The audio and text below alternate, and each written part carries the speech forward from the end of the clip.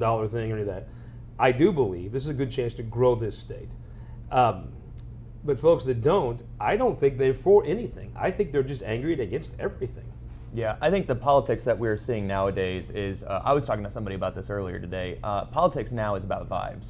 And the vibe in the state and in the country is people are angry. That's a very Gen Z thing. Yeah. All right, explain to me I had to what put you some mean by youth that. into this conversation. Explain what you're talking about. The vibe right now, as I'm seeing it on the ground, is the general feeling that people have is they're angry and they don't know what about, but they're angry about something. Well, Scott's angry about gas prices. Well, whether You're it's gas prices, whether it's property taxes, whether it's abortion, whether it's IP, people are angry and they want to have a way to get their voice out, and it seems like politics is the best way to do it. Yeah, Facebook. Yeah, everybody I know Facebook. complains on Facebook. I was telling Kelton earlier, I was like, if you don't have a Facebook for a campaign account, you're not campaigning. I mean, campaigns are on Facebook now. It is where you fight. I think that's actually very true. When I started working in the Capitol as an intern, I was actually amongst the only people who had access to Facebook because it was only allowed for college kids at the time, and people would gather around. And did you have a MySpace? I had a MySpace. I didn't have a MySpace. Gosh, I'm the only one old enough. Can you tell Jake what a MySpace is? I think I sort of know, but not. I never had one, obviously. I remember talking to folks back then and saying this is going to be a big deal in politics, and it's crazy to think those conversations. It's a big deal in everything. Yeah. Yeah. So as we kind of come through. We've done this, each time we've done this, we have had one consistent first guest of the night. When we have election night, the first guest is my personal favorite member of Congress, my favorite federal employee, Ann Wagner. Thank you so much for joining us. Hey, how are you? Scott, Stephanie, Jake, good to be with you. Now that is what a victory party looks like. I like that. It's a campaign team. How are you guys? We're doing very well. It's a fun time. The polls have closed. I gotta say, it looks like a good mood there. I know my St. Louis bars pretty well. Are you at Helen Fitzgerald's? No, we are actually at Circle 7 in Des Peres. Circle 7. See, I don't go to Des Perez. And I'm with the team here. These warriors behind me and about 12 others have walked some 65,000 doors. Not just walked them, not just lit drop. They've knocked, they've surveyed, they've flipped votes. They've had conversations. They're the greatest field team ever. We've been doing this since, I'd say, late March, early April. And I have to send a bunch of them back to college, but we got new folks coming in. We've been we've been working it hard. Great field organization, 4x8 up, especially around all the new areas in Crawford and Washington and Gasconade County. Can you believe it? Down in Jeffco. I would think you had a lot more people volunteer when you got the Rhineland in your district. I mean, you had people that get to go to Herman now. We were out there. We've already done a couple meet and greets out there, and it's been absolutely great. We love it. It's God's country. Your folks are going to get to spend Oktoberfest in Herman. They're the ultimate winners of this redistricting game. So awesome! It's so awesome. I'm so grateful for the new district here, and this team, like I said, they have been knocking doors, they've been making calls, they've been putting up yard signs. They were out late last night, all over the district, and I'm just really proud of them. We've been up on cable, radio, social media, streaming, the whole bit. We're taking nothing for granted, even here in the primary, and making sure that we're getting known, especially in the new areas, and getting set up for November. So I got to ask you about everybody's favorite political spouse, the most popular political spouse in the state of Missouri. How's my man Ray doing? He's here. He's here. I figured he'd be there. He's here. Come on, stick your head in real quick. How is the most beloved political spouse in all of Missouri doing? You did mean my ray of sunshine, right? Absolutely, your ray of sunshine. Hey, thanks for what you guys are doing, talking about all this stuff across the state. It really is important, and you're really calling attention to it and giving everybody all the results they need. Well, we love having Ann on as our first guest.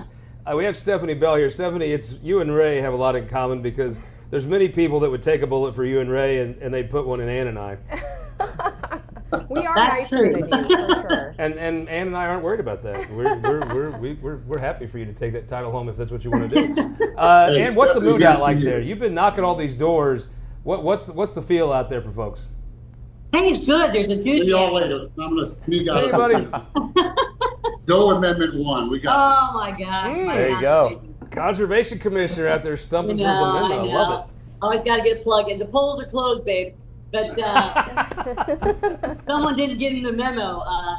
But you know what? It's good. Now, I will say this: Democrat turnout in St. Louis County is very, very, very, very high. So because of the county exec race, and also, believe it or not, Wesley Bell has got a chunk of St. Louis County, North St. Louis County, and that's a hot race between Cori Bush and Wesley Bell here again. So yeah, we're seeing some pretty high Democrat turnout in the county. Probably overall 35% is what they're projecting in St. Louis County. We got numbers, I think 32% is that what we heard in Franklin, and we haven't heard much else in some of the outer areas. But yeah, there's a lot on folks' mind, and I'm here to earn their vote again and to fight back against all these left-wing DSA socialist candidates that want to steal our values, steal our America as we know it. And I think we're going to see a lot of that tonight in places like Michigan and other locations. So it's amazing what's going on in the Democrat Party out there, and that's not Missouri values. That's not who we are. That's not what I've been delivering for this district for some time. So, we're gonna give them safety and security. We're gonna give them more money in their pockets, and we're gonna bring down those oil prices, those gas prices. Okay? That's what I want to hear right there. I promise you, and we're gonna earn every vote. He was coming on tonight. Getting about done with that damn Trump and gas prices. Not happy. Well, and even with activity on the campaign trail, you're still chalking up big wins in D.C. We saw the announcement from Trump about the storm relief funding yesterday. Yeah. Yes. So good news there. Yes, we are. We absolutely are. And you know what? I'm able to work with my colleagues here in Wesley Bell in Congress to get that done. We come together. We may differ on some of the bigger ideological issues, but we certainly, if it's for the community, it's for the region, it's for the state, we pull together to get things done. I'm proud to be one of the most effective members, named one of the most effective members of Congress. We really do get things done while preserving our core conservative principles that I've been fighting for a number of years here in this district. So we're just thrilled to be back at it again. There's nothing like campaign season. It's been beautiful weather the last few days, so they could finish out their last 65,000 doors. I'm so proud of these young people that have been working, all fresh faces. It's all good stuff, and we're gonna make it a bright future for each and every single one of them. For my now 6 grandchildren, mine and Ray's, and for all our kids and grandkids. So it's really, really important that everyone get out and vote. I wish the turnout to be a little higher, but I think it's pretty good for an August here in some of these counties. Congresswoman Ann Wagner, the first guest on our election coverage every cycle. Thank you so much. Can we see you in November?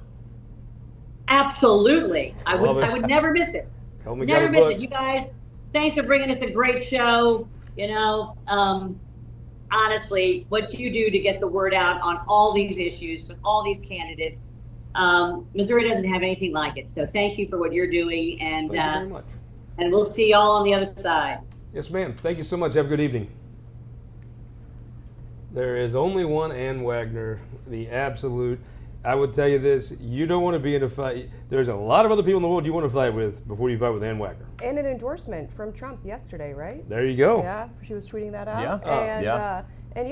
She's tough and she's a fighter, and we're glad to have her. And we talk about Missouri's influence, whether we're talking about them bringing home bucks for Missouri, but it's no question that right now with our congressional delegation, with our senators, that we're punching above our weight, and she's at the top of that list.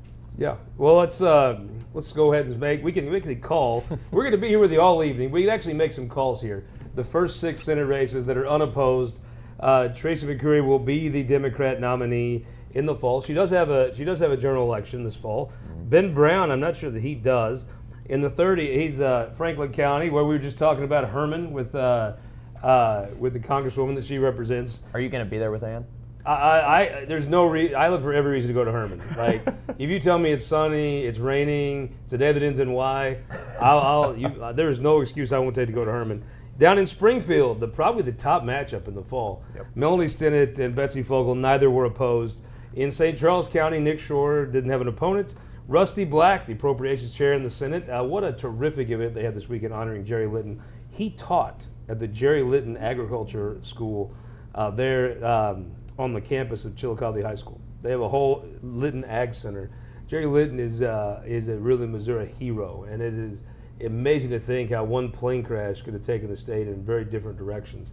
And then Jim Avery, the next big thing in Missouri politics. Yep. He will be with us at the top of the hour, 8 o'clock. Jim Avery, unopposed heading into the fall. He's going to join us. I think people don't quite grasp the impact that Jim Avery will make on the Missouri Senate. I think you're probably right. I mean, there's no doubt that with all of the term limits and with everything we've seen in the Senate this year, it's going to be a completely different Senate. When the Speaker goes to him and says, jump, I just don't think Jim Avery's going to say how high, like the 2 dozen they have now. That's kind of a Jeffco standard, though. I mean, I'm excited to see Jim Avery in the Senate, but I'm also a little sad to see Mary Elizabeth Coleman go. Mary Elizabeth has really hit her stride these last 2 years in the Senate, and she has gotten so much done, and she's been like a top performer both these sessions. I'm really sad to see her go, though. And it's so interesting. The longer she was there, the more she could think for herself, like a senator should. And that is, you hate to see. I'm missing her story hours, too. God, those books are terrible. Alonzo, I think, awful. Was your favorite. Honestly, Alonzo might have been the most boring story. I don't know how you could write a book that literally nothing happens. Have we turned on the Kelton cam yet? Because last time I sat in this studio, camera. We got a full literature lesson. Ashland's favorite Ewok. Kelton, turn the camera on there. It was the book Mary Elizabeth was reading. Kelton, which book was it? Oh. It was Farmer Boy. Yes. Farmer Boy, jeez. It was misery. I really can't imagine a book where less happens. You really could have just put like the opening thing and then the last page in blank pages, and you would have missed no story or interesting. We have Jason Bagley back there with Kelton. We have a Kelton Camp graphic. I like that. That's awesome. Look at that. I like that. That is looking good. And that beard, folks, you can see I'm not exaggerating. It really does look like that. We are also very fortunate to have some folks helping us tabulate some of these races. You can text in. Anybody here, if you've got our number, mine's 429-5770. I give it out pretty freely. Give us the updates as the night wears on. We're going to be here all evening till the last Senate race is called. We've called 6 of them. I think we're going to come back after the break with Denny Hoskins, the Secretary of State. I think he's the guy kind of in charge of counting all these. Jake, you were at a press conference this afternoon. Denny made a little news. Yeah, so first off, Denny came out and said that turnout's actually pretty high so far. The pre-election ballots have been higher than normal, so I think that kind of goes back to those ballot issues. They're really driving people out. But yeah, he made 2 big announcements. First off, he has announced his office, as well as a conjoined letter with the Attorney General's office, have announced that the congressional map referendum that's currently possibly facing voters this next November has been deemed unconstitutional by the Secretary of State's office. He's taking his time to consider that. He is.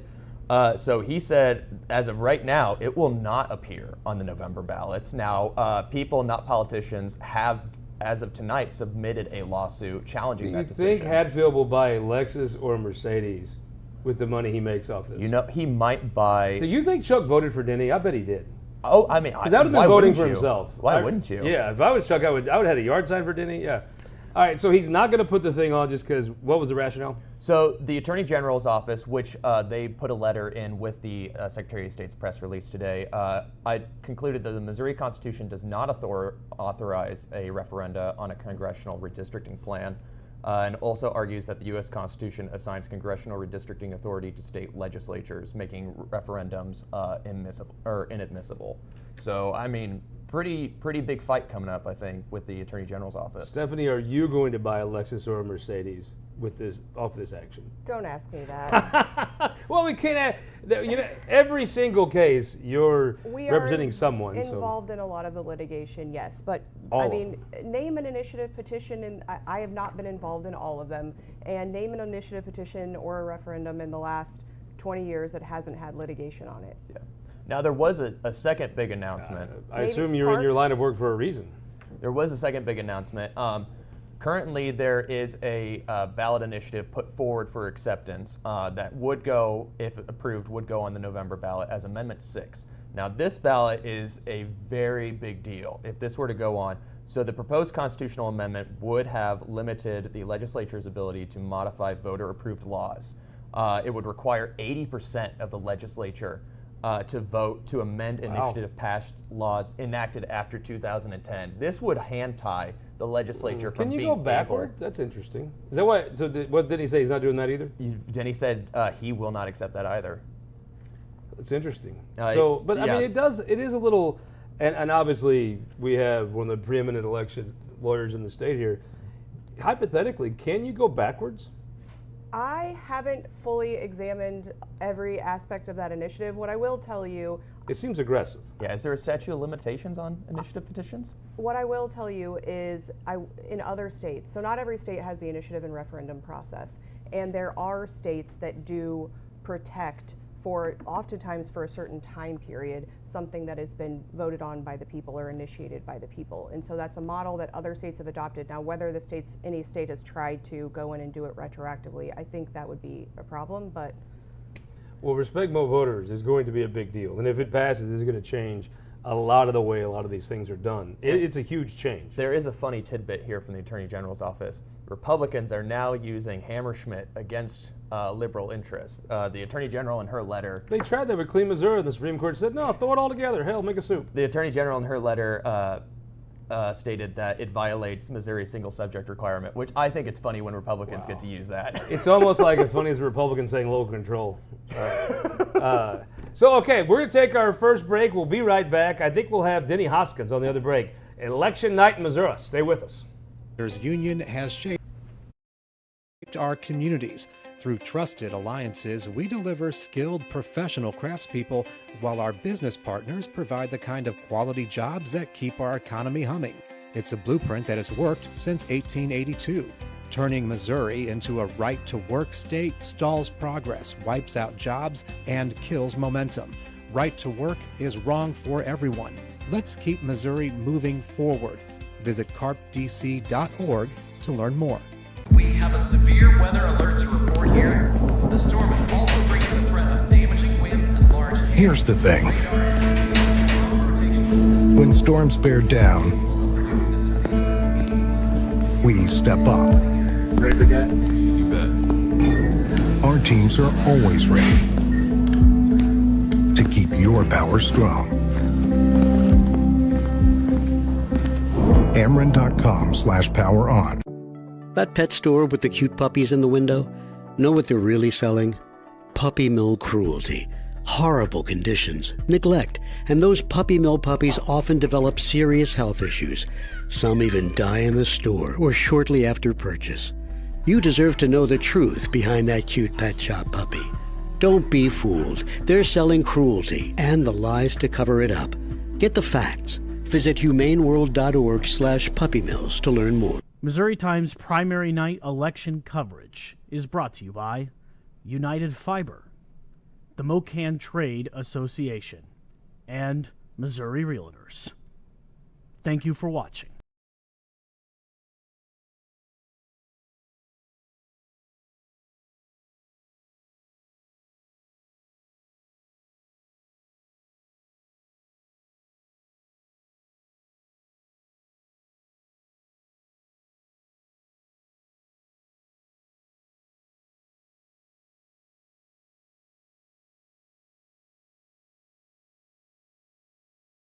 St. Louis Carpenters Union has shaped our communities.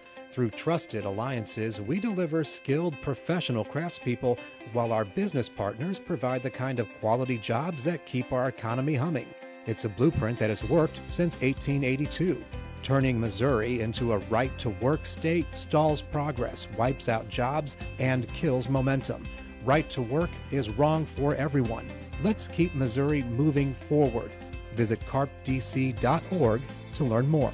We have a severe weather alert to report here. The storm also brings the threat of damaging winds and large hail. Here's the thing. When storms bear down, we step up. Ready for that? You bet.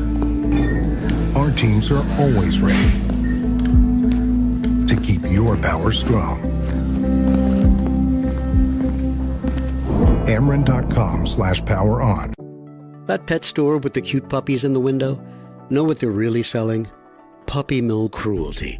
Horrible conditions, neglect, and those puppy mill puppies often develop serious health issues. Some even die in the store or shortly after purchase. You deserve to know the truth behind that cute pet shop puppy. Don't be fooled. They're selling cruelty and the lies to cover it up. Get the facts. Visit humaneworld.org/puppymills to learn more. Missouri Times primary night election coverage is brought to you by United Fiber, the MoKan Trade Association, and Missouri Realtors. Thank you. Welcome back to Election Night in Missouri. Stephanie Bell here, Jake Kroesen.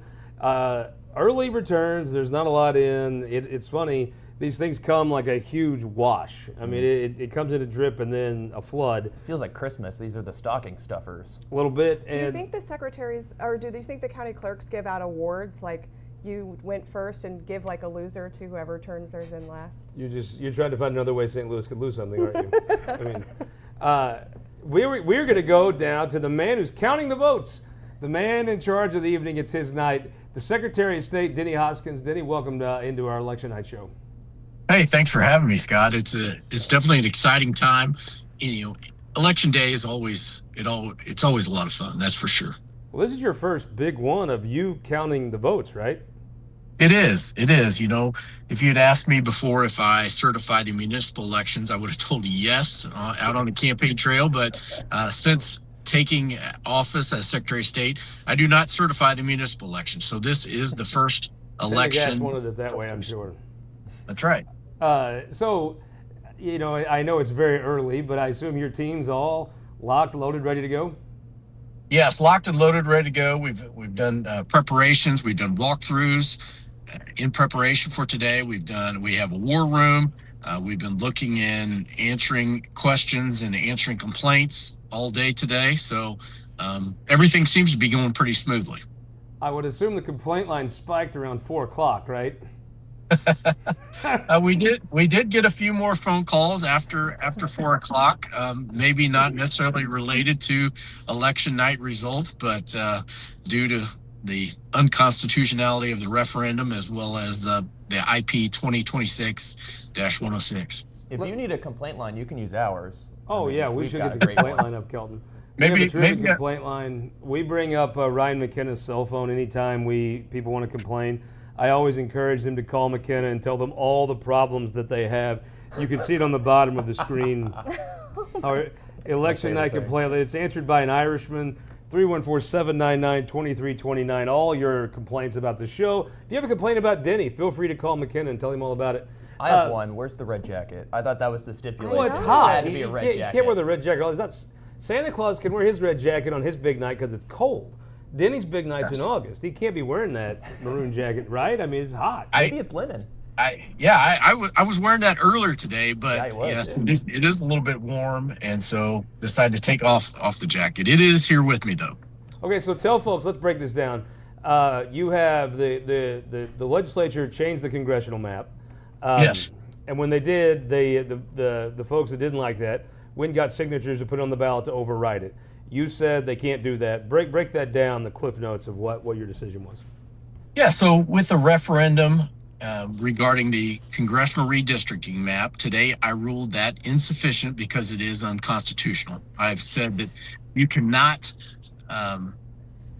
do a referendum on congressional redistricting. And number one, the U.S. Constitution, the Missouri Constitution grants that sole authority to the General Assembly. And then number two, the dates just don't make sense. It doesn't make sense that I have until the day, the primary election day, following state law and the Missouri Constitution, today at 5 p.m. in order to certify those results as sufficient or insufficient, which is, the same day as the primary day. So the dates just don't make sense. And so for those reasons, as well as some others that General Hanaway actually laid out in an opinion from the Attorney General, I ruled the referendum unconstitutional. So does Chuck Hadfield bring you all donuts or anything? Is he contributing to the campaign at least? Because it's sort of cheap if he hasn't. He has not. I Good would move, welcome a full campaign contribution from Chuck Hatfield. Kind of what he should do, right? I don't disagree. So let's talk about the other thing. So if I had to guess, if I have my United Fiber Yeti of knowledge here, I don't have my sign of knowledge. Let's say hypothetically this goes on the ballot, right? I would say it's got a good chance the voters say, no, we don't like this. It'll probably have more support on the other side than one. But then wouldn't the legislature just redraw the maps anyway? So you have to do this all again? Yeah, they could do that in 2027. In fact, with Congressional District 1, which has been ruled unconstitutional by the U.S. Supreme Court because it was a district based on the color of people's skin, a majority minority district, which has been ruled unconstitutional. I could see the legislature taking another bite at the apple and actually redrawing the districts next year. If we're just walking through this, I think if it goes on the ballot, if a court somehow puts it on the ballot, probably got a good chance to get overturned by the public, because who's going to fund the other side? But then the legislature probably, even more probably just goes through and draws a new map, right? Same things happen again, and you kind of stretch this out, and it just take two. The legislature ultimately could just keep changing the goalpost on this, except they have a new thing, which there's a lot of folks that have said Amendment 4 goes too far and was poorly crafted. And look, you served in the Missouri Senate. If I told you a constitutional conservatives put something in a constitutional amendment without 1 second of debate, you wouldn't believe me, but I saw it with my own eyes. Amendment 4 has problems, but this respect Mo voters thing is just as problematic from the other side. I think that it is. The respect Mo voters, I call it, you're talking about the initial petition, the 2026-106. Yes, it has multiple subjects, and so I ruled that initial petition insufficient, and based on it's unconstitutional. It has multiple subjects in there, and so it should not go on the ballot, in my opinion, in November 2026. I think it's amazing how things have come full circle. Democrats used to want single subjects, then they kind of innovated the stew of subjects with Clean Missouri. They were pulling all sorts of stuff from the kitchen, threw it in the pot, and then when the Republicans did it, they didn't like it. And now it is situationally interesting how folks view Hammerschmidt. You know who I think is one Republican that is a friend of yours that would agree with you? Mike Moon. Mike Moon? Yes. I bet you Mike Moon agrees with you totally. Mike Moon's a great senator and a good friend of mine. And he is, I'm going to tell you, Mike Moon is a consistent dude on Hammerschmidt. Even stuff he don't like, whether he likes it or he doesn't, he's a consistent guy. He's a principled guy on that issue. I think he's in court right now for Hammerschmidt violations. There you go. That's the thing about Mike Moon. He's a gentleman, and he's very consistent in what he does. Consistent is one word. That is true. Yes. Mike's consistent, Let's talk about, can we talk about turnout? Yeah, we got. You said turnout's great this year, isn't it? Yeah, and it took people a while to get a hold of the early voting. That's newer in Missouri. So what do we see from early voting, and what have we seen so far today? Yeah, I think turnout has been tremendous, especially in some of those hotly contested races, whether it's St. Louis County Exec, St. Charles County Exec, CD1, CD6, CD5. In fact, we've had some reports of ballots running out of ballots in a few counties, and so I know that those local election authorities were in a hurry to get more ballots to some of those polling locations. That happens when you have record turnout, and so I would expect tomorrow, when all the ballots are counted and all the votes are cast, that we would see probably record turnout from this election. I will tell you right now, I'm looking at St. Louis County. Your man Rick Stream is running a good ship there. Eric Fay and him, they have a good operation going. I'm looking at some early returns here. It looks like the early vote, the amendments are not doing all that well. That's not that surprising, right? I think if you're motivated to come out and vote early, I think no folks are more motivated than yes folks in this state right now. I would agree, and typically, the cities have not been favorable to Republican-led amendments, and so we'll see what at the end of the night. We'll see what rural Missouri does. We'll see what St. Louis City as well as Kansas City do. Looking at Amendment 5 right now, some early returns in Amendment 5 with some early vote, 80-20 no, pretty much the same for Amendment 4. I think there's no question getting a yes in this state's very hard with funded opposition. It is very hard. We want to vote no. I would say I'm not going to tell you if I was going to pass. If I had to guess right or die, as my friend David Stillman would say, I would say it won't, but I don't think it's going to be 80-20. So some of those early returns are what they are. Secretary, thank you so much for the time. We appreciate it. Good luck tonight. And we look forward to the rest of the state. Isn't it kind of cool, though? I mean, you've been in politics a long time. How many times have you hit refresh on the Secretary of State's website in your career? A gajillion, right? Yeah, a gajillion. Now it's your website. Now it's really refreshing your own. It is, and I was frustrated as a candidate. I'm still frustrated with the nice PDFs that we have as far as the Secretary of State's office.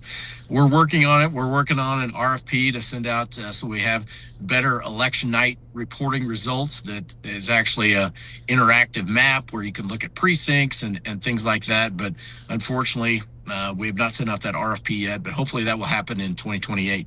I will say, people looking at the SOS website, it's got a nice makeover. I do like the red. It looks good.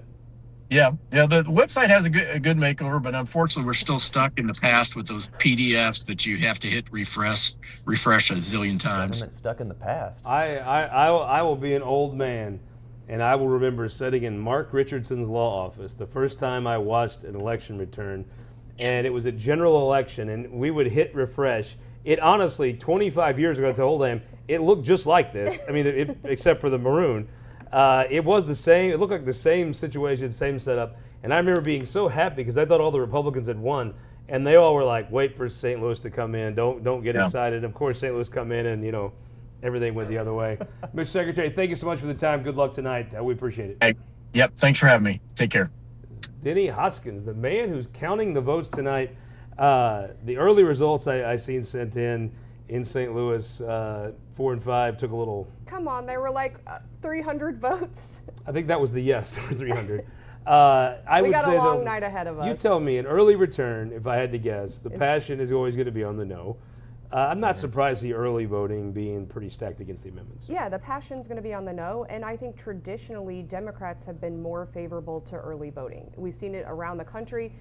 In Democrat-led states and Democrat-led cities, they adopted early voting early, and it took Republicans a minute. Republicans like voting on election day, and I think we've had to educate folks to say, stuff can happen on election day. Your vote's going to count if you go in early, but I think traditionally we've seen more Democrat-leaning votes come in early. You think that's a mistake? You follow these things, the details.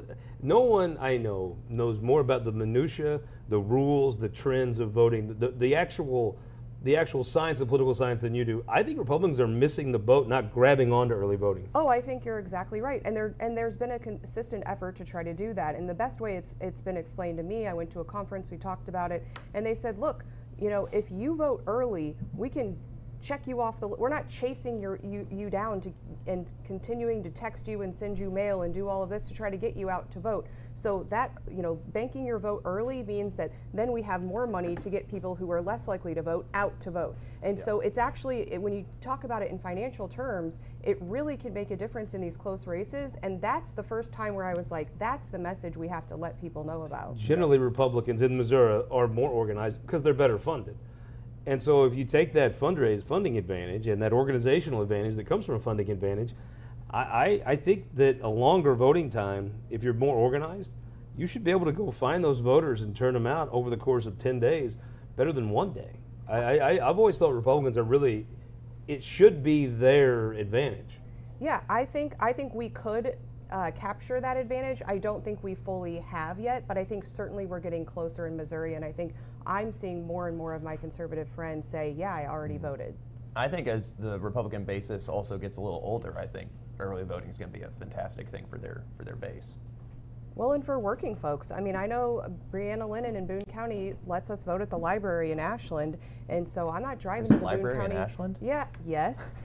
Does Kelton know rude. about it? Yes, I love the Ashland he's the Library. only one who knows about it, giving us these lessons on the books. No, it's a very nice library, but for working folks, I can't drive from my law office. Do you have a in statue Jefferson of Ted City. LePage in it?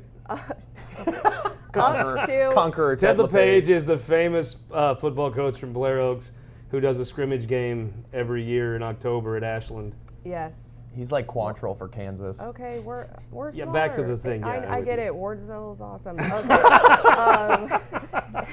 That's your shtick. But I will say, like, as a working person in Jefferson City, I'm not driving to Boone County Clerk's office in the middle of the workday. Yeah. But that Saturday voting option at the library is really nice for working folks. I like Brianna Linden. I do too. I think she does I a think good job. she really cares about voting, and I think she does a good job. I went to school with her. I've known her for a long time. I think she cares about the job she does, and you know, based on what I've seen in the past, has run pretty clean elections.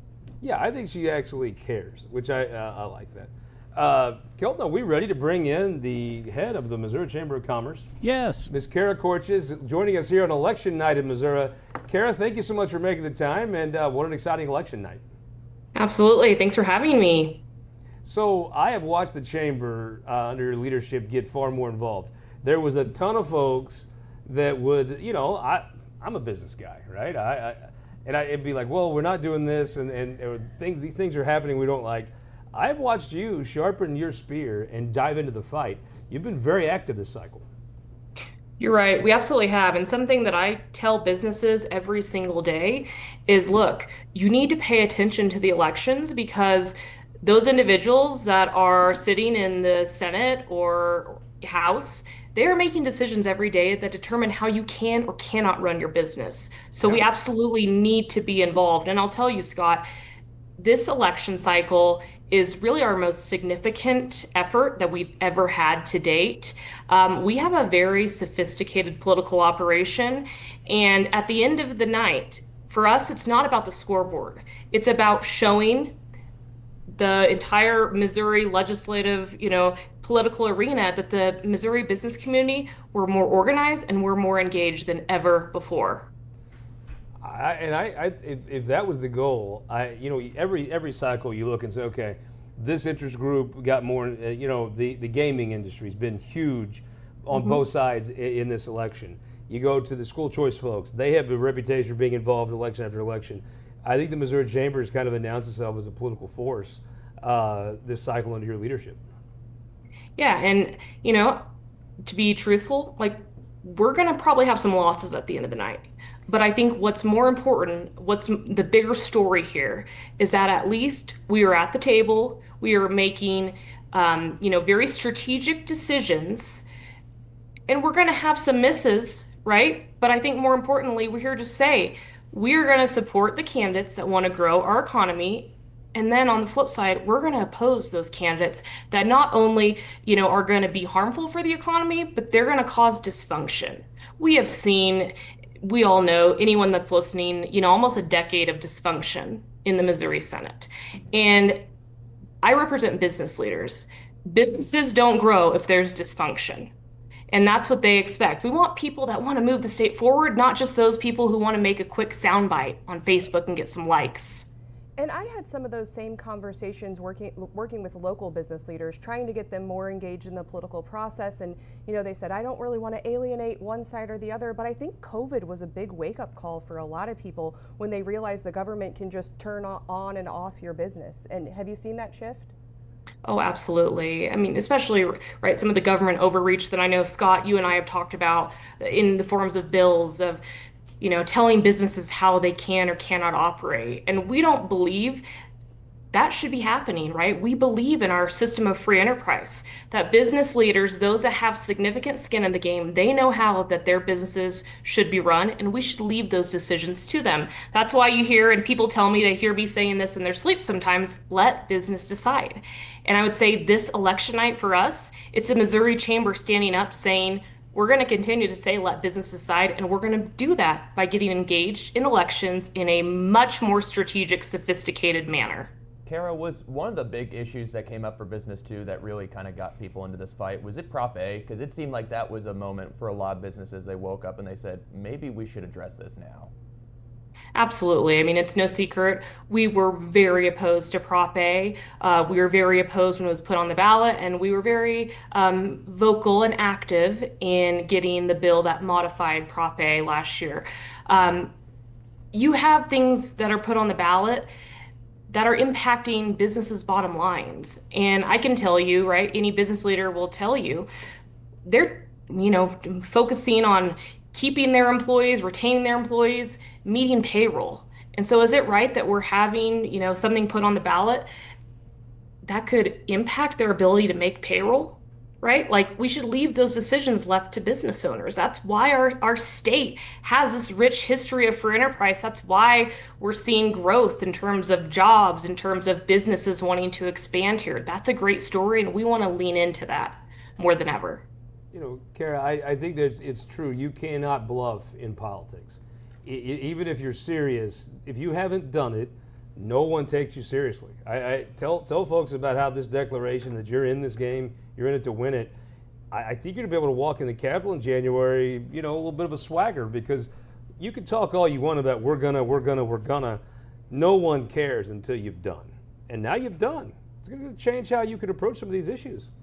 Yeah, absolutely. We hope so. And I think anyone that knows the chamber and our outstanding governmental affairs team, we sometimes are not groups that boast about everything that we've done. We're rolling up our sleeves and we're grinding it out every day. And that's kind of what you saw with us in the election. You may not have seen everything that we were doing. We weren't necessarily bragging and posting about it while we were doing it, but hopefully you're going to see it in the results. You're going to see it in the results that the business community stepped up to the plate, took some pretty big swings, and hopefully at the end of the day, we're creating a General Assembly that is going to be pro-business and is going to be functional. Well, stuff like this, if you're not missing a little bit, you're not being aggressive enough, right? I mean, nobody bats 1,000. That's just not real. Yeah, absolutely. I expect that we will have some losses in the risks that we took, but at least we're out there taking the risk. And I can tell you, our members, who are amazing business people across our entire state, large business, small business, rural businesses, urban businesses, they expect the Missouri Chamber to lead. And that's exactly what we did in this election cycle. People forget there ain't no government to waste money if there ain't businesses they're taking it from. True point. Kara Korjus, thank you so much for joining us. Good luck tonight. We will see you. What are you doing next week? I will see you next week. Yep, I'll see you next week. We will see Kara next week. Kara, thank you so much for the time. We appreciate it. Thanks, guys. Jake, midweek update. I think it's going to be very interesting to watch, because it is so true that the amount of big hitters in politics, you cannot bluff. Even if you're seriously going to spend a chunk of money and do some things in politics, the fact of the matter is, if you're not doing it, no one cares.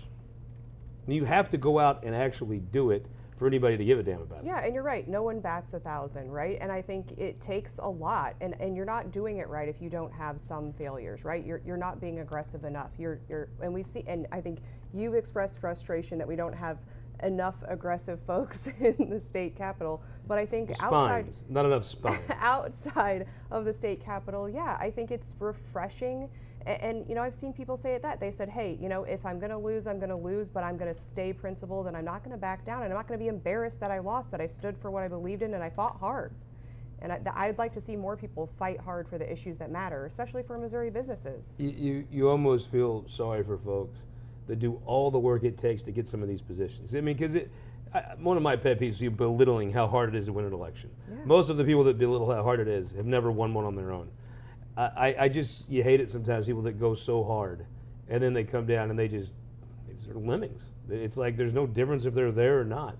And you feel terrible because you're like, gosh, you should go do something with this opportunity you've been given. It's a huge opportunity, and I think we've got some people on the ballot tonight who are really going to take advantage of that opportunity if elected. Yeah. Well, we're going to take a break. I think, Jake, we may get our first update from the House desk. You're going to go to it in a second. Yeah. But coming back from the break, we're going to be joined by the next big thing in Missouri politics. If you're talking about a spine, we've got a guy coming with a spine. Jim Avery is going to join us after the break.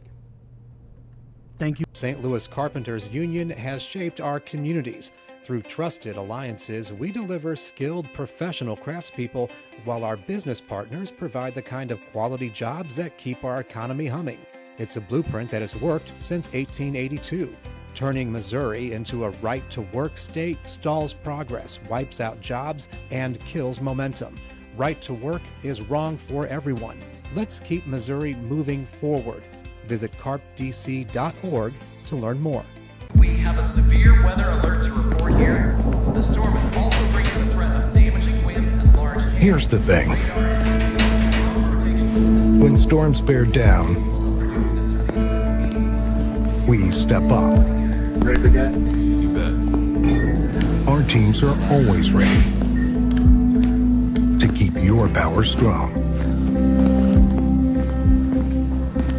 Ameren.com/power on. That pet store with the cute puppies in the window? Know what they're really selling? Puppy mill cruelty. Horrible conditions, neglect, and those puppy mill puppies often develop serious health issues. Some even die in the store or shortly after purchase. You deserve to know the truth behind that cute pet shop puppy. Don't be fooled. They're selling cruelty and the lies to cover it up. Get the facts. Visit humaneworld.org/puppymills to learn more. Missouri Times primary night election coverage is brought to you by United Fiber, the Mocan Trade Association, and Missouri Realtors. Thank you for watching. Welcome back to Election Night in Missouri. I'm Scott Faughn, joined by Stephanie Bell. Stephanie, you worked in the Capitol once upon a time. Once upon a time. Don't discuss my age. I was not dating you at all. At all. I was just, you did work in the Capitol once upon a time. I did. In between when I had just started in the Capitol, when this guy got elected, a former veteran who came in, I would say arguably maybe the best positioned person to be a state senator, because he was in the House back when it was like 88, 86, 90, 92 seats. Every House member actually mattered. Unlike today, it's just that Republicans have so many, you can marginalize a lot of them. Jim Avery came from a place where he had to cut deals. It's a big shift, and I think you a little bit heard that about Amendment 4 during this cycle, saying, hey, this is great when we're in power, but yes, we won't always be in power. And you've got two camps of people who really feel like, I can't ever see Missouri not be, Republicans in power. And then you have folks who were back in the legislature when we first took over, and they remember those times, and they say, hey guys, not so fast. I remember those times. Let's bring in, without any further talk, the next big thing in Missouri Republican politics, Jim Avery from Jeffco. Jim, not a lot of glory in tonight's win, but it has to feel good, right? Yeah. Hey, hold on. Before we start, whoever is on hold, like whoever the next person is with glasses, you're not on mute. So whoever the other guy is with the glasses and the earbuds in, you're not on mute, by the way. No swearing or cursing.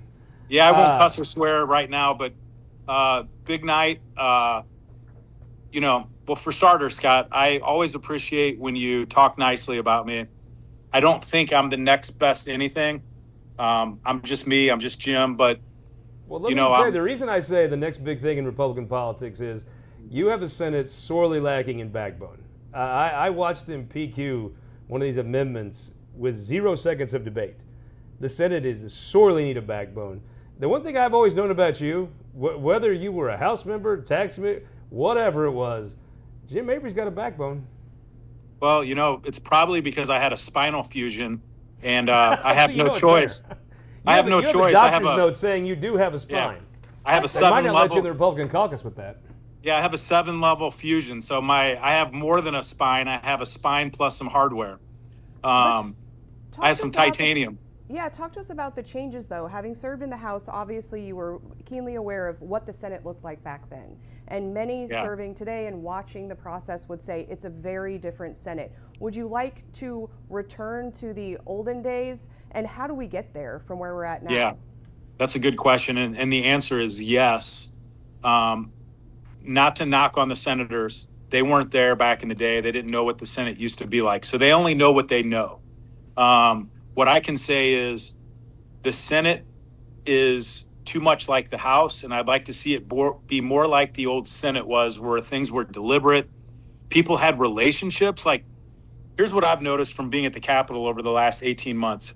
Nobody knows each other, okay? These guys don't know each other, and I'm going to blame Clean Missouri a little bit on that, because there's no longer committee dinners. People don't have a chance to get out and socialize with each other. It's literally they go to work. When the day's over, they go to their office or they go home, and they don't hang out with each other. I took a couple of guys out to dinner last year.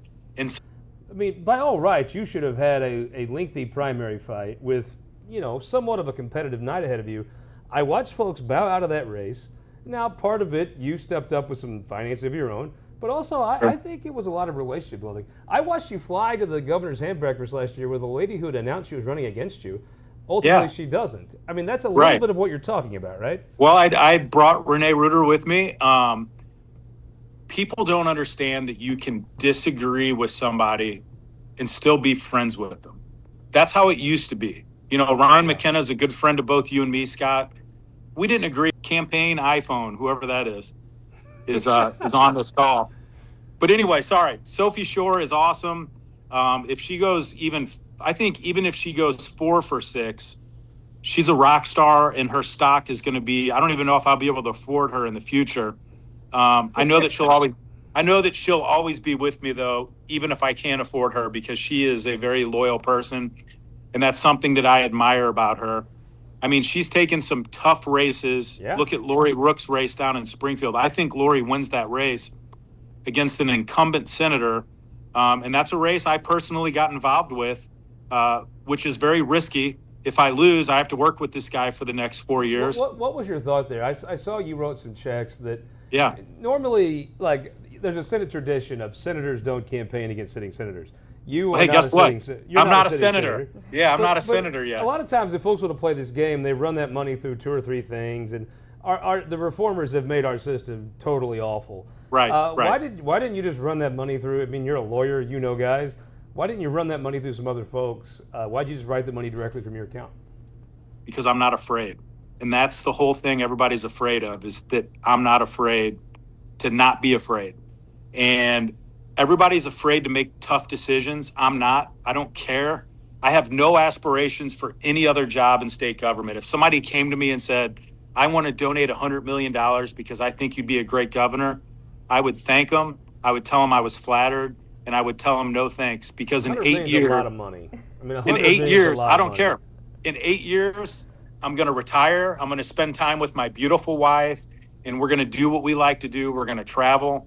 I'm going to race cars. And I'm going to enjoy my life, because God has only given us one life to live, and I want it to be the best possible life.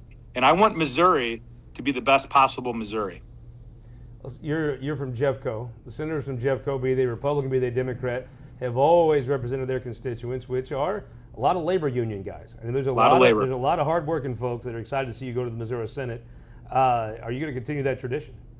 Always been a friend of labor. Labor's always been there for me. You know, you brought up Ken Waller, and I want to just say, you know, had he been in this race, this would have been a much different night for me.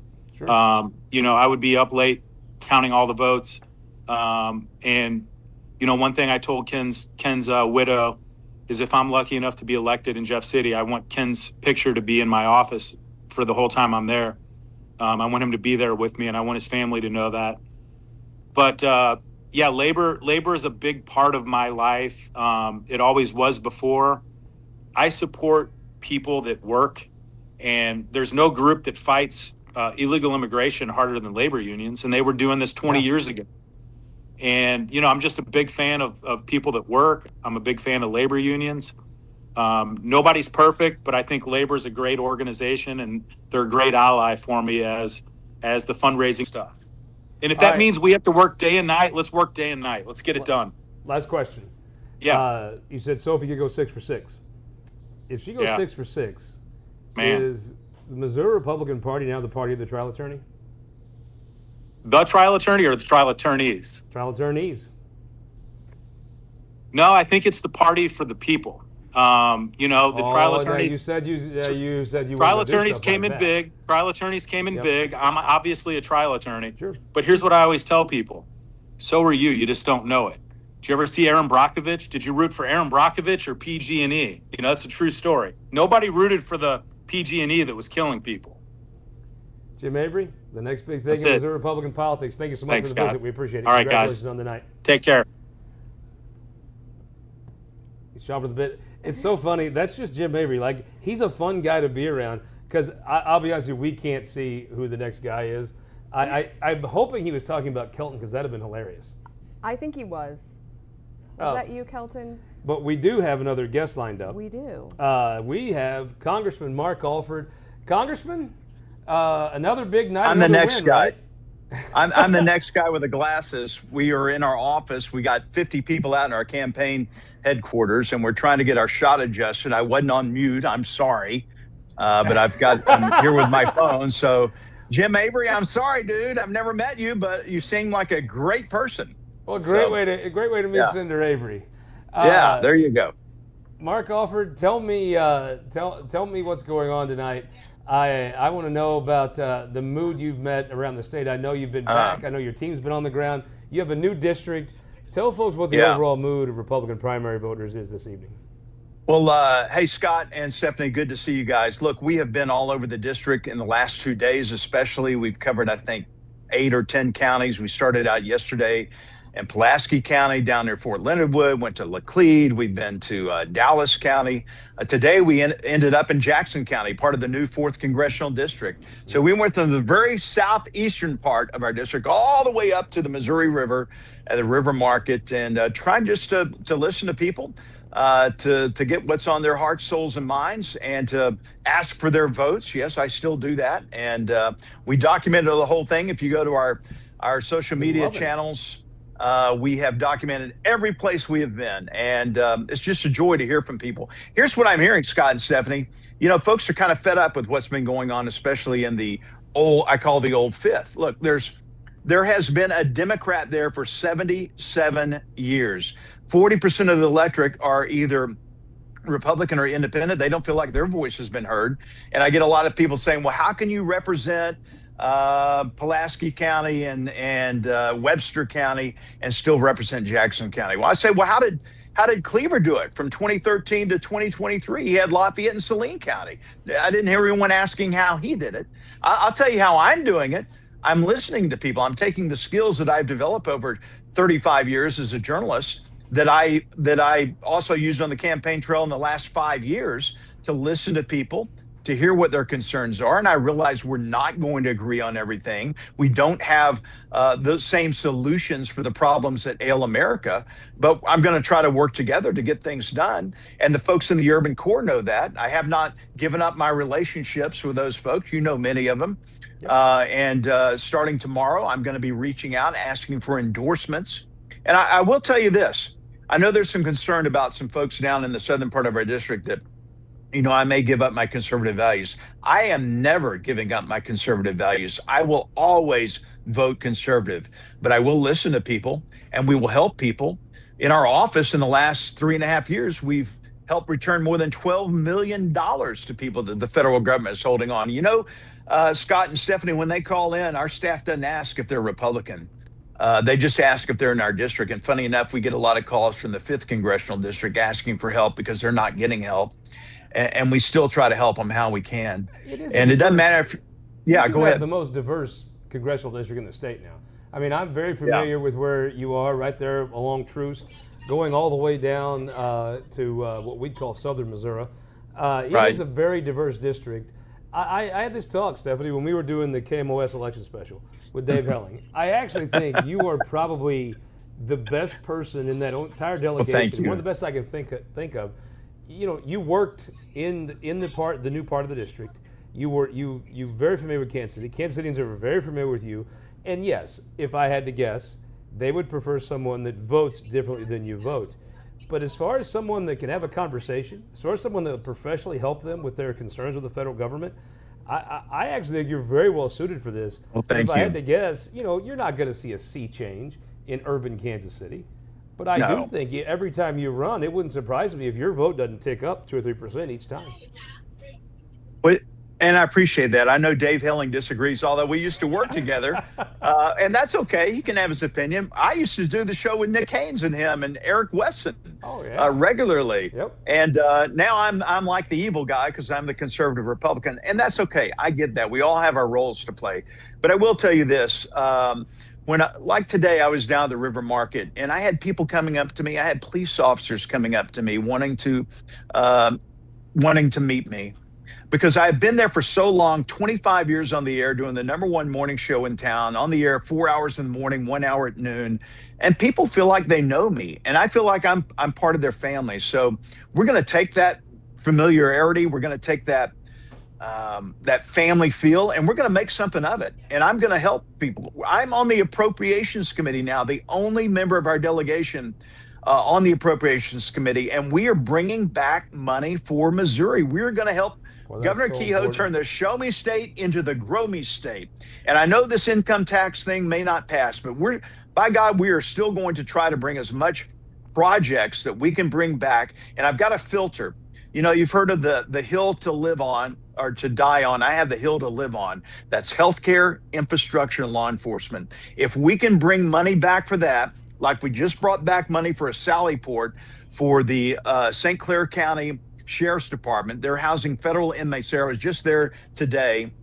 And we got money for Sallyport so they can house more federal inmates and expand their economic base in that town that's not done too well recently. We got a new radio system for Webster County after they lost one of their deputies. We got a new bridge in Oak Grove. And we're just going to keep this going, man. We're going to try to do what Senator Blunt did, and before him, Kit Bond, to truly make Missouri a place that people want to come to. Tremendous. Now, we're focused on Missouri, but certainly there are other primaries around the nation tonight, and the Democrats have put up some of these DSA folks and ultra progressives. Yeah. In D.C., when you're working with your Democrat colleagues, are there whispers saying, gosh, I really hope these guys don't, is there a concern that they're going to take over that Democrat Party? And they're very, in the midterms? Stephanie, that is a great question. They are very upset and scared, and I think chicken to call them out. You know, in the 1990s, I wasn't politically active then. I was in the media, so I couldn't be. But I remember very well the Republican Party denouncing David Duke when he wanted to run for office. Totally separate. Why are the Democrats not doing that now? Why are they not saying these people are crazy?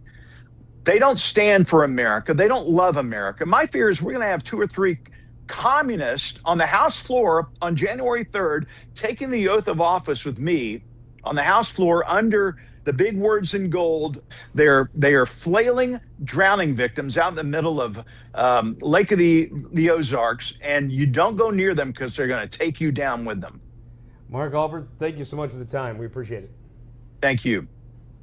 I'm telling you, Helling's going to owe me a beer. Because, look, are the people of Kansas City going to automatically become Republican? No. Would they prefer their congressman vote like they are liberal? Yes, they do. But I will just say this. I think Mark Alford's going to do a really professional job representing them. I think he's going to make a lot of inroads that very few people outside of him could make. I think you're right. I think he is a great conversationalist, and we've seen him work hard and visit all aspects of the district since he's been elected and sit down with folks all over and have those conversations. And I think that's what matters to folks. They want someone who will listen, and who will say, hey, maybe we can agree to disagree on that. And I think that person's Mark Alford. Well, and if he brings home the money, I mean, the truth is, let's be honest, members of Congress, what they vote on is totally irrelevant to anybody. The only thing that matters is how much money you can bring home. If you're not bringing home money, you should wear a ski mask when you cash your check, because you are worthless as a member of Congress. If he can bring you $3 a gallon gas, I think you'd vote for him for president, huh? Yes, he could replace the current one that's got me $4 a gallon gas. But let's talk about, we have a new person going to the state Senate. The Missouri Times can now call Senate District 34 for Representative Mike Jones. And all of you at home are going to say who? And I'm going to say Mike Jones will be the new senator from Platte and Buchanan counties. Came in one term. He won a district he should never have won. Flipped the seat. Took out an incumbent Democrat in a cycle where that wasn't happening often. He came in, and when Congressman Graves retired, Nathan Willett, who was the leading candidate for that seat, runs for Congress, and now you see Mike Jones come in. It is a whirlwind from winning a overwhelmingly Democrat seat to now he's going to the state Senate. Yeah, I haven't gotten to know him that well, but met him a few times. Solid guy. Super dynamic, really a strong leader, and I think, he's memorable. I think his ads were really great this cycle, certainly well-funded, had some good endorsements, and I think ran an excellent campaign. He absolutely did. He is a firebrand, and he's got a big talent. Speaking of big talent, let's go over to Jake Kroesen for our first house update. Jake, what do you got? Yeah. Am I good, Kelton? Yeah. Awesome. Scott, we got some news also out of up in northern Missouri and Buchanan counties. We can call the race for both House District 10 and House District 11. House District 10 is a open primary race to replace now former Representative Bill Faulkner, great guy. We can call the race now for Paul Gatewood. Paul Gatewood has won the race in House District 10. And then another big district, Scott. This is replacing a rep that has been a very good friend to you over the years. House District 11, the race to replace former Representative Brenda Shields. This race we can now call for Taylor Cruz. Taylor Cruz has won that race. Big shoes to fill there. Taylor Cruz has big high heels to fill. Yeah. There's no doubt. And Mike Jones got some big shoes to fill with Tony Luetkemeyer. Yeah. That's big shoes. You know, thank you, Jake. Stephanie, the Shields family have been tremendous public servants. Nobody took the job more seriously than Brenda. She was respected by both sides of the aisle, both sides of every issue. Brenda Shields will be missed. She will be. I think as much as I'm looking forward to seeing how things shape up tonight, there's a lot of people that I think will be sorely missed that have had careers of public service and that have really benefited our state. Yeah, that's true. There's a good part of term limits. You see some folks that probably need to go, then you lose some folks like her. I will tell you, from back home though, I think we could call Jeff Sean. Will return to the House in 152 down from Butler County. It is interesting to see Tony Luetkemeyer going on to be the prosecutor in Platte County. He ran and served every day of that term well. I'm glad to see him staying in public life. I am too. Yeah, I've known Tony since law school and maybe even a little before that. And I think, you know, he had a tough job this year leading the Senate and keeping them on track. Certainly, I think people, when we were projecting about how this year might go, it went better than expected. And I think that could be attributed to the leadership we do have in the Senate. All right, I think we're going to take a minute here. I think some of the calls are getting ready to be made. We are going to take a break, and then we'll be right back. I think Melanie Schwartz will join us, Rod Jedden, Aaron Shrimp, and I think we're getting to start calling some of these races. I believe some of these constitutional amendments are probably be ready to call after this. St. Louis Carpenters Union has shaped our communities. Through trusted alliances, we deliver skilled professional craftspeople while our business partners provide the kind of quality jobs that keep our economy humming. It's a blueprint that has worked since 1882. Turning Missouri into a right-to-work state stalls progress, wipes out jobs, and kills momentum. Right to work is wrong for everyone. Let's keep Missouri moving forward. Visit carpdc.org to learn more. We have a severe weather alert to report here. The storm is also bringing fiber. The Mocan Trade Association. It's probably going to be a rough night for both of those two. You could make a lot of arguments for and against, but I mean, it didn't seem like it was the most thought through proposal. 5, it is a serious public policy proposal, but is it just you're trying to have a serious conversation with folks that don't want to have a serious conversation? A lot of what I heard on the radio in the morning was just folks were saying, you know, you can put the no on a bumper sticker, and trying to explain the yes. That's true. Took a lot more conversation, took an informed conversation. It was a lot more detailed, and it didn't really fit on a bumper sticker. I know we'll talk to Camelia Peterson later, and she was really good about saying axe the tax. But certainly it was a serious proposal, not an easy proposal. And it was, again, people are angry right now, and when people are angry, when things feel uncertain, we get a lot of no's, not just for Amendment 5, but we've seen that in years past. The easiest thing to do is to just vote no. I'll just stick with what we've got. Yep. Kelton, do we have Mallory ready? Not yet. We're getting her audio fixed before she gets on here. I would say with 5, I think we both probably thought this outcome was possible for a few weeks now. I still respect Governor Kehoe because this is the actual discussion we should be having. I know we're about to talk to Mallory, but these social issues, they're important. They're important to a lot of folks. But really, having a job matters. You have the luxury sometimes of caring about all these other things when you have a job. When you have a job. And when you don't have a job, some of these other things can sometimes seem not as important. I do think you look around all these other issues, both sides of every social issue, usually better in a place where the economy is growing and people are making money. I really like Governor Kehoe. I mean, the Republican Party become obsessed with making people comfortable on the lowest income ladder. I think the best way to make someone comfortable on the lowest rung of the income ladder is to help them get a job and get out of that. I think you're right. And Governor Kehoe has always been focused on those really important issues. I met another local elected leader at a conference, And it was back during COVID times that I said, oh, you know, we're really involved in all these mask debates. And he said, what a luxury it is that you're arguing over masks and we're just hoping people don't get killed on our streets.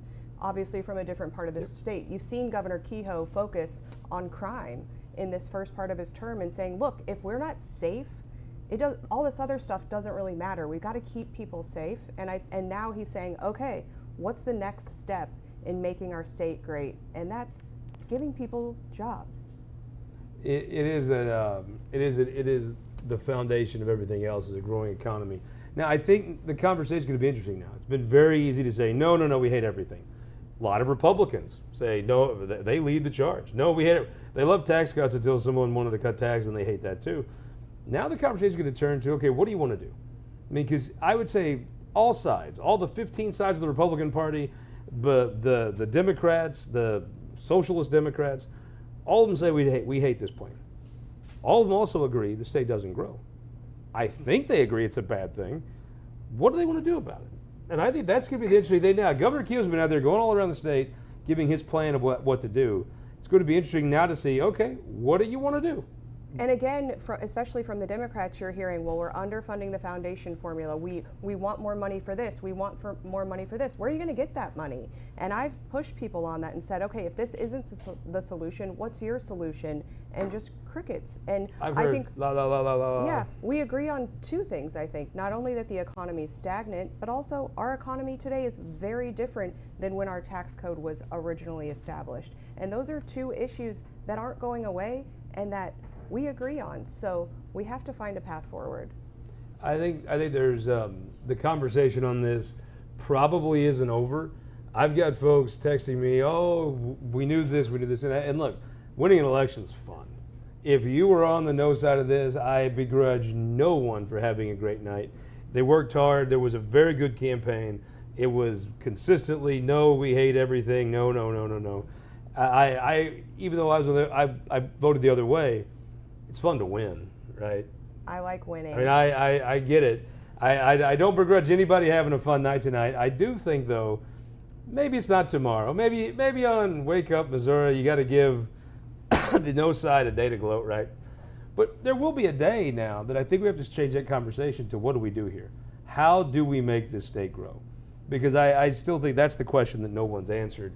And I think it's probably the biggest question in the state. And I love that Republicans, focusing on the social stuff's great. I get it. It's what folks care about. Their voters care about these things. But boy, it's nice if you can have some serious public policy discussion at the same time. And I think what's important to understand about Governor Kehoe's plan wasn't just a plan for him to chalk up a win. It was a long-term vision for Missouri. And anytime you're talking to folks about a long-term vision, that's a really difficult conversation. But for some of us, that timeline is short, right? You've got kids, I've got kids. I've got a kid starting his freshman year. I want him to be able to go to college, and when he graduates, I want there to be a job for him to come back to, and I don't want to have to fly somewhere and see him twice a year. These things matter to Missouri parents, to Missouri grandparents, to our business community, and I think it's an issue that we have to address sooner rather than later. Let's talk to someone who is plugged in on this. Ms. Mallory Schwartz, we think we have you now. Thank you so much for joining us on Election Night in Missouri. Thank you so much for having me. So sorry for the audio tech problems, but not a problem I am at all. thrilled to be here tonight. At least we didn't have Jim Avery in there telling you that you weren't on mute. So I'm going to make a bold assumption that you did not vote for 4 and 5. You might have been a no vote on those. I certainly was a proud no vote on 4 and 5. I think tonight has been the night of the will of the people across the board so far. Well, it usually is the will of the people, right? It's kind of what election night's for. This time, the will of the people is easy to read a little earlier in the night, right? Well, I think these issues were asking voters to go back to things they've considered before, and I think we're going to see that again this year. Voters are saying they don't want politicians meddling in their personal family business, and I think we hear that loud and clear tonight. So, Mallory, you are one of the leading thought leaders on the left in this state. Speaking of jobs, you have a damn tough job. I want to get to the fall here in a second, but I want to ask you, what will be the conversation about what to do to make this state grow from the left? I moderated some town halls, and I got to meet a lot of folks that did not like Amendment 5. And I respect that. folks work hard for a living. What the tax money they get forced to pay, they have every right to have whatever opinion they want about how it should be taxed and what should be done with it. My question is, from the perspective of the left, what do you think folks want to do to grow the state? What would be a plan that could see Missouri grow? Because I think at the end of the day, we all agree Missouri doesn't grow. It's common sense. I think we all want it to grow. What would be the plan? Yeah, you know what? I think that y'all were just talking about it. Missourians want to be able to take care of their families. I am a new mom, third time over this summer, and I didn't want to pay more for. Thank you. I didn't want to pay more tax on childcare, and on groceries, and on other basic necessities that my family needs day to day. And I think Missourians stood for that. And as you said, rejected that vision of the governor because they want to be able to make those decisions themselves. Look, I respect when folks vote. My pet peeve is when House members will tell you, oh, the voters don't read these amendments, but they read all my policy proposals as state rep and they 100% support everything I say. I'm like, yeah, you know, maybe folks are busy. They make their decision how they make it, but they make their decision. And I don't think, I get what you're saying, but what would be the plan going forward to actually grow the state? I think the plan would be to respect the will of the people and let them decide. Don't try to take away rules from the urban areas. Don't try to let politicians have more way in than the people they supposedly represent. They should be listening to us, the voters. So you're going to be back hopefully on election night in Missouri in November. You've got a big campaign. You passed Amendment 3 to allow more access to abortion in the state of Missouri. The Republicans in the legislature put Amendment 3 on, ultimately become Amendment 3 to kind of roll all that back. What is what is going to be? I guess tomorrow the campaign on 3 starts. Yep, I mean I think the campaign has been low key underway. There are signs in people's yards. There are people talking about the issue across the state. I think it was important to put to bed Amendments 4 and 5 first, and I think we saw them go down in flames about 20 minutes ago. And so now it's full court press on this no on Amendment 3. You're right. Voters voted in 2024 against abortion bans, and voting no on Amendment 3 this go around will make sure that politicians can't overturn the will of the people and take control away from women and families about really important personal decisions. My question for you is, we had Denny Hoskins on earlier. Respect Mo voters is a big deal. I mean, it is a big change in how we go about these referendums and IPs. It is a form of IP reform, maybe not the form some folks want. My question to you is, Denny Hoskins basically said, not putting it on the ballot. I assume someone's calling the Hatfield phone, right? The bat phone in Missouri when you don't like what happened with the government is the Hatfield phone. Are you guys building up to sue? You know, I can't speak for that campaign. I'm not on the inside over in that tent. He's always on message.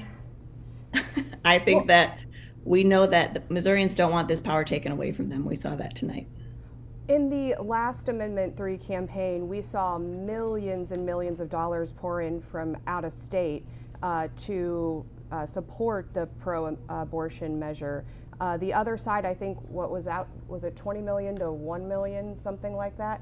And of course, the margin by which it passed was very small. So how much is it going to take this cycle of out-of-state money to get this the way you want it? You know, one of the things I'm actually the most proud of from our 24 campaign is the amount that was investment from in-state Missourians, from grassroots donors who put their pocketbooks where their mouth is, put their money where their mouth is and where their vote is, and made that election possible. That passed because Missourians put the work in, from signature gathering across the board. And while it's a different kind of a campaign this time, being a no campaign, y'all just said it a minute ago, right? It can be harder to get folks to vote yes. And we got folks to vote yes, because they knew what they were voting for. We believe voters when they say they read the amendments. They knew what they were voting for. They voted to end an abortion ban and protect their fundamental freedoms. This time, politicians are trying all sorts of dirty tricks to convince voters that left is right and right is left. But this is an abortion ban. Amendment 3 is an abortion ban. And I'm confident voters are going to see that come November. Do you think anybody gives a damn where the money comes from? I've never seen anybody care. Have you? That's what we have. I'm grateful for the hardworking folks down at the MEC. They do hard work every day, especially on weeks like this with all those reports that they got to keep track of. I know I've filed my share of those reports, so I think it's important that we are, transparent where we are. I agree But with you. It's a good corruption prevention thing. But at the end of the day, I've just not seen voters care. I've watched Republicans take money from Washington, D.C. and New York and some of the worst places in the world. No one seems to care. I've just not really seen anybody really care where a campaign's funded from. I think we all want money out of politics, and for one vote to equal. But it's never going to be out of politics. I know, but one person to equal one vote is where I would love to see it. It's just so pervasive. But what I am confident now is that wherever that money comes from, however this happens, what I want to see come November is folks to know that going to the ballot means no on 3, means no more abortion bans. Mallory Schwartz, thank you so much, and we hope you'll be back talking to us on the different shows we have as this campaign goes on. Will be my pleasure. Thanks, y'all.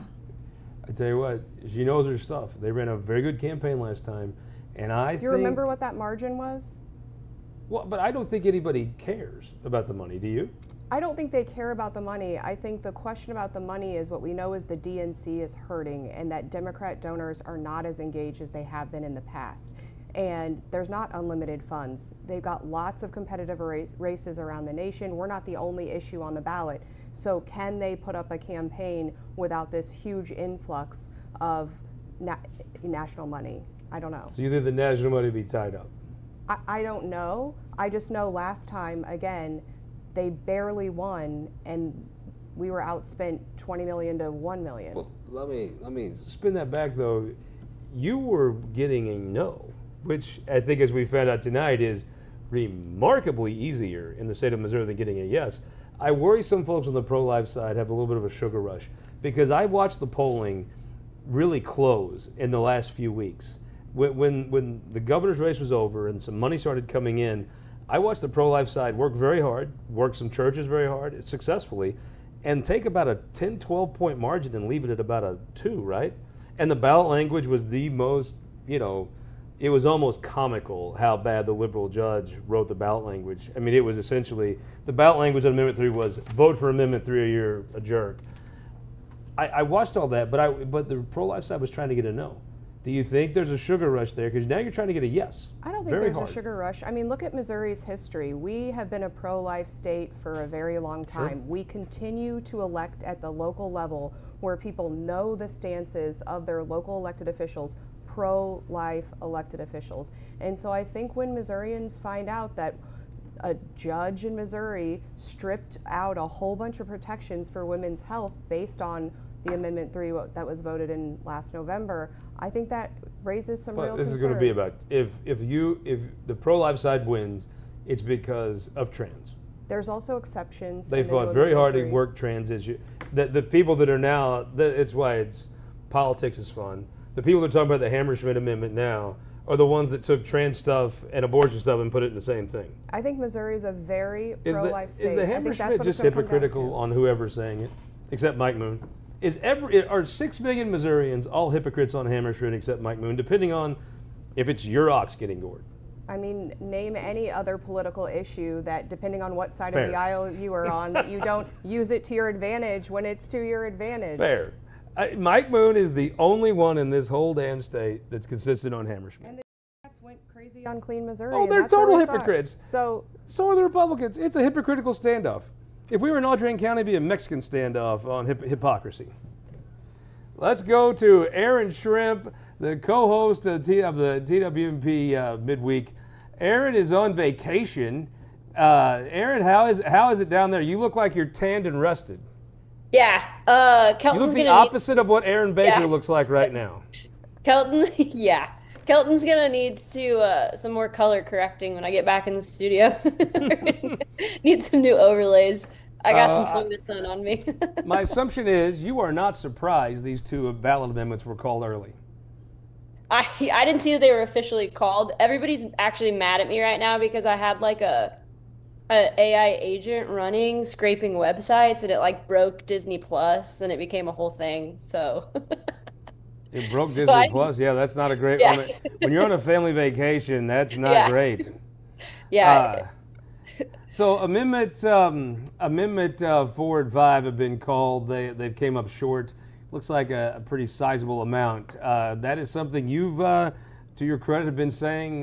Well, since these things got put on the ballot. Yeah, I wasn't surprised. I took a poll at the Florida bars too about who knew that they didn't pay income tax, and it was it was wavery. It doesn't seem that people know where they actually pay their taxes, even if they don't pay an income tax. I think that's most folks. Yeah. Tell me, you make your way around this state. You have a lot of connections. Give me the mood of the voters tonight. Give me the mood in the Republican primaries. Give me the mood of folks. Yeah, I think I love that you guys had Jim Avery on early and he was talking about Sophie, because I think regardless of whatever her end of the night record ends up being, I think insurgent politics might be part of the theme, particularly on the Senate side. I think Sophie's going to have a good night regardless, because even if she doesn't win some of the races that she could, she's going to come really close, and you have to navigate around her. I don't know anybody in those Senate Republican primaries where she was not a factor or her candidate wasn't a factor, and they were basically planning around her. And I have not seen that. And I don't know, you all work on that side of the aisle obviously a lot more than I do, particularly Stephanie, but I think that is Sophie's impact on the Senate primaries, I think is pretty crazy. Well, how much will this transition over to the Shield Maidens? I mean, they are very active in the state capitol. They got a kind of a bit of a wide range of issues they work on. Will that success that they've had, and I assume they're also helping many of the candidates that Sophie, of which she's running, will that support transition over in the legislature? I think there's a lot of questions. I mean, we've seen people in the past run essentially their campaign on social media, on Twitter, on Facebook, and it not show up at the polls. And again, I think like you said, it's what people make of it. We've seen people who we thought were going to be one way get elected, and suddenly they're not that way. I don't know that we see that big of a shakeup or any change in kind of the dynamics. I think it's starting to change, but I don't expect an immediate change in the state capitol. Well, I think they have. I think they have influence now. Obviously, I mean, politics is math, right? The more candidates. It depends on how the board the more powerful you are. But we've seen these insurgencies in the past, and for example, I mean, how many years ago, how big was the Freedom Caucus, and then it slowly dwindled, right? So we get these kind of insurgencies, and then I think people realize how hard it is to govern, and then they start backing off. Oh, I think that Jim Avery made a significant mistake to try to have another caucus. I don't think that was particularly helpful to Bill Eigel, and I don't think it'd be helpful to him. It'll be interesting to see. I mean, he's kind of working and helping some candidates, but I'm not sure you have more stroke in a caucus. A senator comes on the floor at 3 o'clock, they're an ally. At 5 o'clock, you're an enemies, and it's it a lot changes. of, yeah. There's a way to be far more effective. I think it's interesting, back to the amendment, the ballot issues, though. Stephanie made an interesting point a few minutes ago about Governor Kehoe's long-term plan here, and I think that there is a lesson to take away. Stephanie hit the nail on the head here. Kehoe is making a long-term pitch, and that is really difficult in this current political environment when attention is so hard to get and keep with voters, and also with term limits. It's very hard to make the pitch that you're going to set up a different tax structure when you don't know what the legislature is going to look like. You don't know what it's going to look like after the August primary, and you definitely don't know what it's going to look like in 2 to 4 years. So it's just a really hard pitch to make. I think you had a governor trying to have a serious public policy discussion with an electorate that's just pissed off and has no interest in having a serious policy discussion. They have an interest in expressing the fact they're pissed. And I think you may see that reflected in some of these Senate primaries. We've got 10 more races. And the question for these people who are just no, no, no, no, they're going to show up in Jeff City, and we have to ask them, okay, then what are you for? What are you going to push forward? And again, a lot of it in the Senate is killing bad policy, right? And that's probably good for a lot of us. But I think you have to stand for something. And I think as Republicans, we often criticize the left for just hating Donald Trump, hating this, hating that, and not Yeah. having any policies that they stand for. And I don't want to see Oh. the Republican Party turn into that. The goofy people that wear pussy hats and were protesting Trump the day he got inaugurated before he could do anything, and the right wingers that just throw fits on Facebook are the exact same people looking at each other in a mirror. Oh. That's the exact same thing. I mean, we've started. They're to yelling see- at you at data center town halls. Yeah, I mean, I Yeah. love my crazy libertarian friends, and they'll tell you when both sides start agreeing on stuff, that's when you got to be really scared. And I mean, we're starting to see Yeah. more and more horseshoe issues. Whether we're talking data centers, we saw it a little bit with the amendments. Once those Republicans on the edge, I mean, we're not on a continuum. Once those two start coalescing together and agreeing on stuff, we've got a problem. Aaron, thank you so much for joining us on the Yeah. vacation. Hope you have a good time. Yeah. Keep Thanks, Baker in guys. line, or Have a maybe he good keeps night. you in line, one of the two. I Hey, don't know. he had a great. He told me it was the best day ever. He got to hold a baby gator today, so he may not Hey, come Gator, back. like crocodile Yeah. hunter. I love it. Yeah. Have fun, guys. Thanks for having Thanks me. so on. much. I think we are ready to make a couple calls here. Let's start with Amendment 1. Soil and water tax has passed. It will still go forward. Have to be renewed in a few more years, but it's something where they had a good campaign. They had a good case to make. The parks are easy to support because they do a good job. They do a good job, they're free, and especially in today's economy. I mean, letting everyone know that you can drive, do a road trip, a family weekend, and you can get into your state park for free. I think it's a good message, and helping our farmers prevent soil erosion is so important. And they can demonstrate the success. They've got the data. Look, before we had this in place, we were having a real problem. This tax has helped us immensely with that problem, and so they've got the receipts. Big win for Farm Bureau. Big win for Tyler Schwartzy and the Conservation Federation. Ray Wagner's on that commission. You could tell he's a happy boy. I think he knew this was going to work. Now I think we're ready to call a couple of these congressional races. The Missouri Times can now project that Ann Wagner will be renominated in Congressional District 2, and we can project now that Mark Alford will win his renomination in Congressional District 5. They will be favored in the fall going forward. We still have a few calls to make out here. Ann's opponent in Congressional District 2 is a very competitive race. We also have Congressional District 1 and Congressional District 5 and 6. The nominees for those open seats will still be up. We're going to come back. We're going to bring back Rod Jetton's going to join us here in a few minutes on election night in Missouri. St. Louis Carpenters Union has shaped our communities. Through trusted alliances, we deliver skilled professional craftspeople while our business partners provide the kind of quality jobs that keep our economy humming. It's a blueprint that has worked since 1882. Turning Missouri into a right-to-work state stalls progress, wipes out jobs, and kills momentum. Right to work is wrong for everyone. Let's keep Missouri moving forward. Visit carpdc.org to learn more. We have a severe weather alert to report here. The storm is also bringing the threat of damaging winds and large hail. Here's the thing. When storms bear down, we step up. Ready again? You bet. Our teams are always ready to keep your power strong. Ameren.com/power on. That pet store with the cute puppies in the window? Know what they're really selling? Puppy mill cruelty. Horrible conditions, neglect, and those puppy mill puppies often develop serious health issues. Some even die in the store or shortly after purchase. You deserve to know the truth behind that cute pet shop puppy. Don't be fooled. They're selling cruelty and the lies to cover it up. Get the facts. Visit humaneworld.org/puppymills to learn more. Missouri Times primary night election coverage is brought to you by United Fiber, the Mocan Trade Association, and Missouri Realtors. Thank you for watching.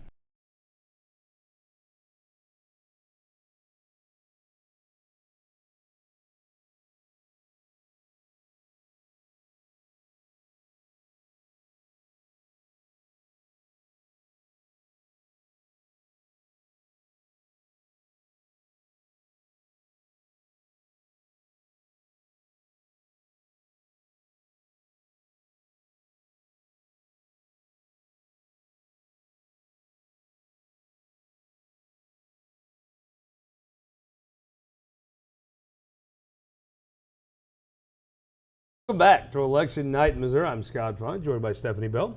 Thanks for having me. It's been fun. I'm a little surprised we could call these amendments this early. Good night for Farm Bureau, Conservation Federation. Rough night for folks that don't want to pay higher taxes. Really rough night. Now we are going to go to Jake Kroesen for some updates on some House races, maybe a little Jackson County news. So far, Scott, no Jackson County news as of yet in terms of election results, but I will say there has been a report that there is a shortage of Democratic ballots in Jackson County, so those county executive races might just take a little bit longer than we expected. But I can make 2 calls in Clay County, which, by the way, Clay County has the best election website of all the counties I've dealt with so far. So congratulations to Clay County on that. We can call 2 House races for the Democrats so far. In House District 17, we can call the race for Susan Hoisington. She will have a tough challenge facing ahead of her. She will be facing off against Representative Bill Allen, who has held that district down despite it being a very deep blue district. Bill Allen will have a new opponent in Susan Hoisington. He will be facing off against her this November. And in House District 39, the district represented by Republican Mark Merith, currently we can call that for Tanya Lakins. Both 2 wide margins for both Susan and Tanya there in Clay County. Thank you very much, Jake. I'm hearing we're getting close to a call in Congressional District 1. That is one. I spent some time over there. I'm not surprised that Wesley Bell, he looks like he's leading in the early going. I'm not really surprised Wesley may do well there. I mean, he's a solid guy, solid policymaker, and I do think there's a piece of Cori Bush. It's refreshing on one end, and it kind of wears thin pretty quickly on another. It does wear thin pretty quickly, and I think what we saw was Missouri was making some national headlines when she was in those headlines, but not for the reasons that we wanted, and I think Wesley Bell has stayed out of the headlines, and I think that's helped him. Republicans are generally more accepting of clowns. There's a few clown congressmen from Missouri that do nothing, and folks tend to put up with them, right? The Democrats, to their credit, cleaned house. Looks like they're going to keep it clean. I think they are. I think they are. Now, the big question is what happens in the other states where we have very progressive candidates trying to outflank some more establishment Democrats. I'm glad to see, I think Missouri's making the right call there, but I'm not holding out hope for some of those other states. Well, I think you're right. As we see some of the results coming in here, I'm surprised, personally, in St. Charles County. Steve Ellman, Bill Eigel, you have Jason Law also in the race. So far, with the early votes, Steve Ellman's doing very well. What do you got there from Channel 5? From Channel 5, it's showing with 42 precincts in, or 36% reporting. It's got Steve Ellman at 50.38%, Eigel just under 30%. So a pretty wide margin, but again, not even halfway yet. I have an update, Callaway County, where the fantastic Fulton Sun is printed. Mike Deering has won Callaway County 65-35. Really? If you're Mike Deering, that's where you need to be in the western part of that district. That bodes very well for him.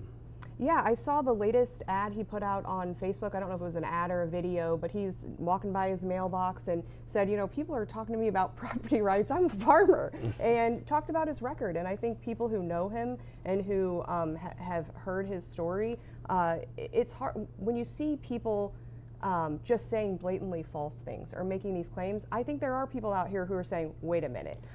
When you try to call Curtis Trent a liberal, right? But let's see, that's Callaway County. Yeah, no, Good rule, folks. Listen to Wake Up Missouri.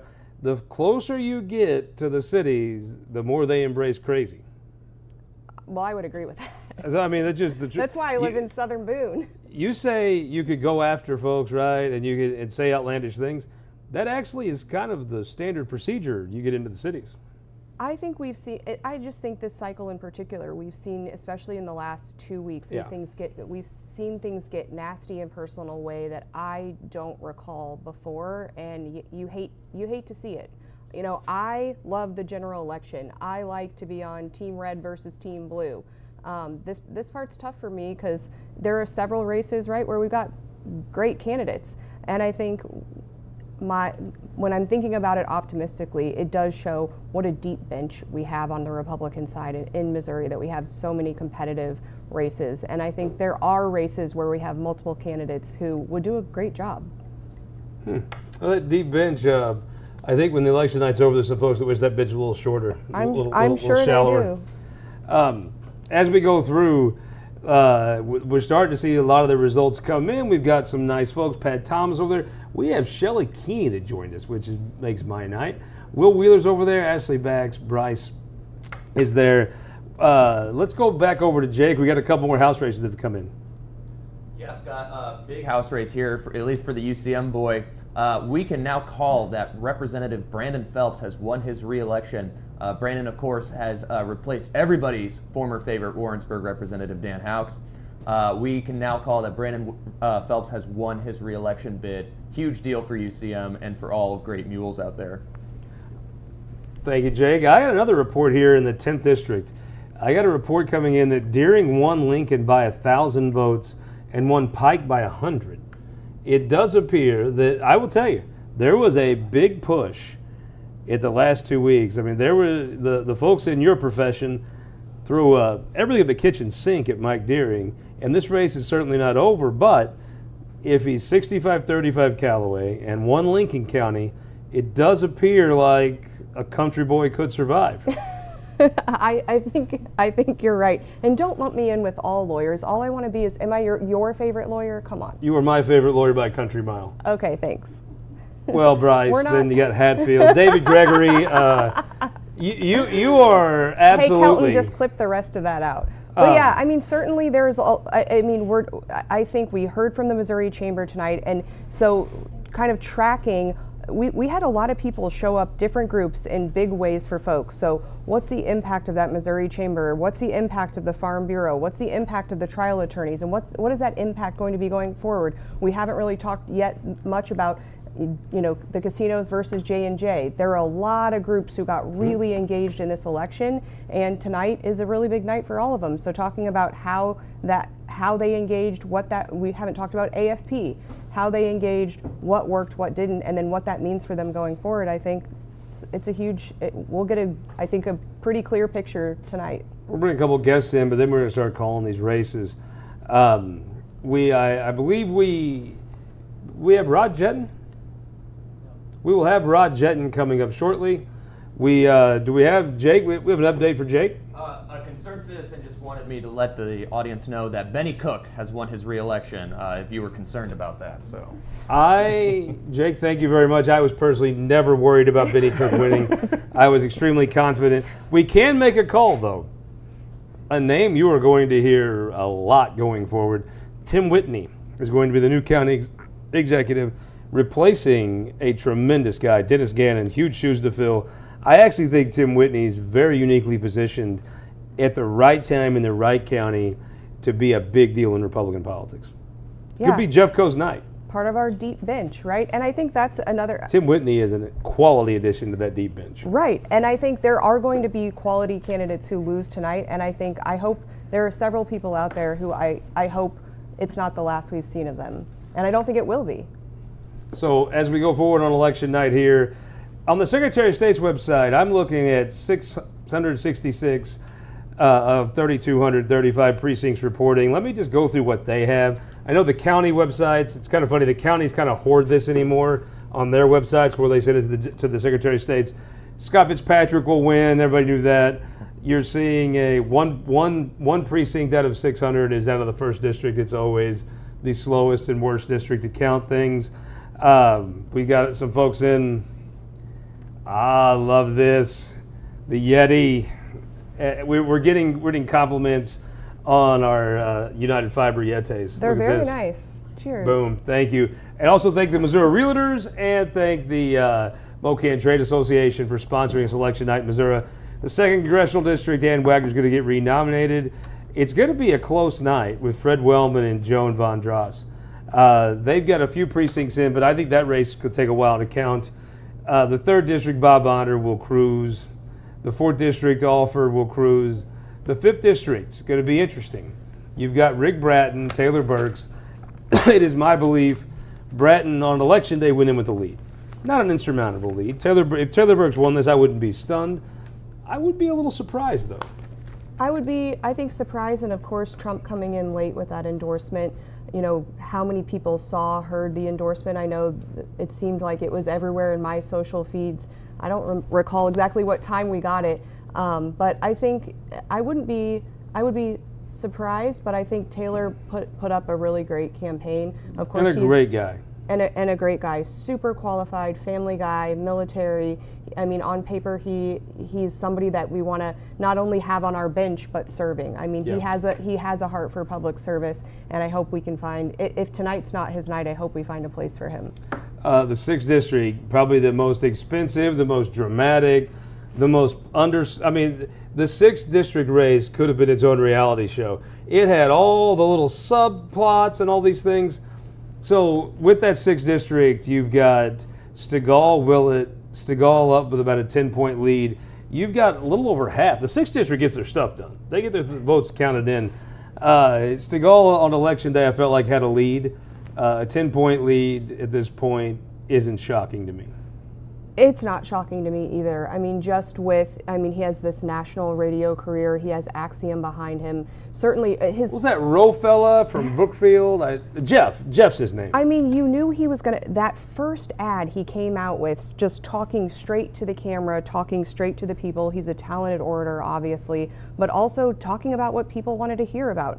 And you know, nothing against Nathan Willett. You know, running for local office, holding local office, it's hard. He's been working very hard. Dude's worked his tail off. But it's hard to, you know, I don't know that there were any mistakes on this. Nathan Willett would have benefited from a longer campaign. I think that's probably I think right. The more people that Nathan could meet, the better for him. I think he's worked very hard. I think he's impressed a lot of folks. But I will say, we had this discussion on KMOS. Mm-hmm. My friend Mike Mahoney, who I never ever say is wrong, I'm going to say is wrong. Nathan made a calculated decision the first day of the race. I'm going to come out and attack Jeff Rowe by name. And yes, does anybody at a cattle sale in Scotland County care? Yeah, probably not. There's about 2-3 dozen people in Northwest Missouri that cared a lot. He made a decision. I'm going to go poke my finger in the eye of Jeff Rowe, hoping I get a Donald Trump endorsement. The endorsement did not come, and I think he took some folks and fired them up in a different way. Also, let's be real. Sam Graves is the most successful Republican member of Congress the state of Missouri has ever seen. He has done so many things. The last 2 weeks when he went around that district, said, remember that water plant? Remember that highway? Remember the thing I did, got your son into this thing? Sam Graves is a legend, and his in an age where endorsements don't matter, his did. Yeah, I would say we've seen lots of candidates talk about a lot of different endorsements, and you can talk about which ones matter. Obviously, a Trump endorsement in a race, I think, matters, but in this race, I think, in this district, I think anyone who would have had Sam Graves' endorsement would have had the advantage. We can also say an old friend of ours, Dave Schatz, former Senate president, looking very good in his reelection in Franklin County. I expected nothing else. It is the typical thing where all the Facebook people get all fired up, and then when you count the votes, there's like 3 dozen of them. And I think that's what Dave Schatz doing. Let's go back here to Jake Kroesen. I believe he's got some updates on some House races. As the results now, as we get to 9 o'clock, start coming in fast and furious. Jake, what do you got? Yeah, so the ballots in Jackson County, I guess the shortage was not enough to stop this from being called so far. House District 20, the Democrats there that will be facing Mike Steinmeier, Jeff Spicer will be winning that. And Scott, if you want to know just how crazy the turnout is this cycle, this race last year had a total of 2,100 people voting it. This year, the total so far for just this House race alone, this primary, is close to 3,000. 900 extra people have come out in just this race alone. I think that's a good example of just how major these turnouts are this year. You know, Stephanie, normally, if you had told me 2 years ago there was record-breaking turnout, I'd have been like, well, there's a huge governor's race. It's one of the biggest governor's races we've had in a long time. You had a Senate race that was on the purge. It was a presidential year, so people were kind of getting into the conventions. I have to say, The turnout's surprising to me. What's causing the turnout? I don't think it's surprising to me. I think it goes back to what we heard from Kara with the Missouri Chamber, is that I think before people thought they could kind of sit on the sidelines. And what we've learned more recently, I would say, whether it was during COVID or with these ballot measures, you can't afford to sit on the sidelines, whether you're talking about your personal finances, but mainly when it comes to your businesses. I think people really woke up during COVID that government can control my life if I let it, and I don't want to let it. And I'm going to show up and cast my vote. But COVID was a few years ago. Yeah. I'm still ticked about it, but I'm surprised. I think, well, and I think, again, you've talked about how people are really angry about the economy and about gas prices right now. And if we talk, I mean, the biggest issue on the ballot was about our tax structure. That's an economy issue, and that repeatedly, when it's polled, is people's #1 issue. So if you put people's #1 issue on the ballot, I think they're coming out because I think they want to say. All right, we are ready for one of the biggest calls of the night. This Senate district and Senate District 10 has been one of the most competitive, one of the most expensive, one of the most personal attack-filled race. And now the Missouri Times is ready to say that the preacher man says it's the end of time and the Mississippi River she's a going dry. But Mike Deering can tell you that a country boy can survive. Mike Kehoe's endorsed candidate will be going to the Missouri Senate after a very hard-fought race. Congratulations to Mike Deering. But yeah, big endorsements, not only with Mike Kehoe, but with Mike Parson, the Farm Bureau. And I think when it comes to candidates, what I got from that last Facebook video he did is authenticity. And I thought, you know, when you challenge someone's record, you better be able to back it up. And he just talked straight to the camera. And it wasn't like when we saw, and I like Mark McCloskey, but it wasn't like when we saw Mark McCloskey standing in front of the tractor and everyone said, you know. You don't own a tractor. Yeah, I knew that. It felt very authentic. And I Mike think people Deering, can really appreciate for better or that. worse, is authentic. Yeah. You say whatever you want about Mike Deering. He ain't being phony. And I think people can, you know, agree to disagree with you on some things, but if they think you're pulling one over on them or you're not going to be straight up or you're not being authentically yourself, I think that hurts a candidate worse than disagreeing with them on some of the issues on the fringes. All right. We have one other call to make in Jackson County, a race that frankly could have, I thought at the beginning, had potential to be a lot closer than it was. John Patterson took care of business and will be the Republican nominee in the 8th District. That leads up to one of the most pitched battles of the fall, John Patterson versus Kerry Engel. That match is now set. Did the Democrats miss an opportunity here to try to take Patterson out? I think beating him in that primary would have been far easier than trying to beat him in the general. I think you're right, but they didn't really even try. I mean, I'm looking at the numbers, and they're looking pretty good for Patterson. All right. We are joined by a guy that's won some elections himself and helped some other folks win some elections. The former Speaker of the Missouri House of Representatives, Rod Jetton. Thank you for joining us. Well, he was going to join us. It looks like his screen is frozen. Now he's unfrozen. Do we have Rod? There he is, Mr. Speaker. Welcome to election night in Missouri. Exciting night here in Missouri. Yeah, thanks for having me on, sir. Are you surprised by anything tonight? Don't worry, I'm watching the road. Yeah, I trust you. I drove with you in that green van. This is no problem for you. Yeah. It's a pretty interesting night. You know, it was one that popped up out of nowhere during this campaign, and it was used by several different candidates, but it doesn't appear that it's quite as effective as maybe what some folks thought. I mean, I guess we'll see when we see some of these other results come in, but I thought that was an interesting issue that popped up out of nowhere and seemed to impact some of the races. Yeah, I heard a lot of talk about that. I didn't see a lot of talk. And when we start counting votes, they threw that at Mike Deering as hard as they possibly could, and it looks like he's going to come out a winner tonight. Yes, yeah. That one, Mike, ran a good race and ends up going to come on top of Trish. Of course, I was helping Trisha on that one, but you got two good people, both with their views there, and he came out on top. Well, you talk about the data center issue. Again, you know, we've seen some connection between crazy Facebook anger and voting. but it looks like tonight there's not quite it's not 100% across the state. If your supporters can say the craziest stuff on Facebook, that's not a guarantee that it'll translate to legislative support or electoral support. Yeah, and I think that's a key point. I think a lot of folks in politics nowadays are revolving around the reality of Facebook, and Facebook is not always the reality of what's going on the ground with average voters. You know, it's part of what the discussion is in communities, but it's not the whole discussion. And I think sometimes people get sidetracked and put too much emphasis on that. Yeah, I'm with you. Are you surprised that 4 and 5 went down what looks like a pretty significant amount?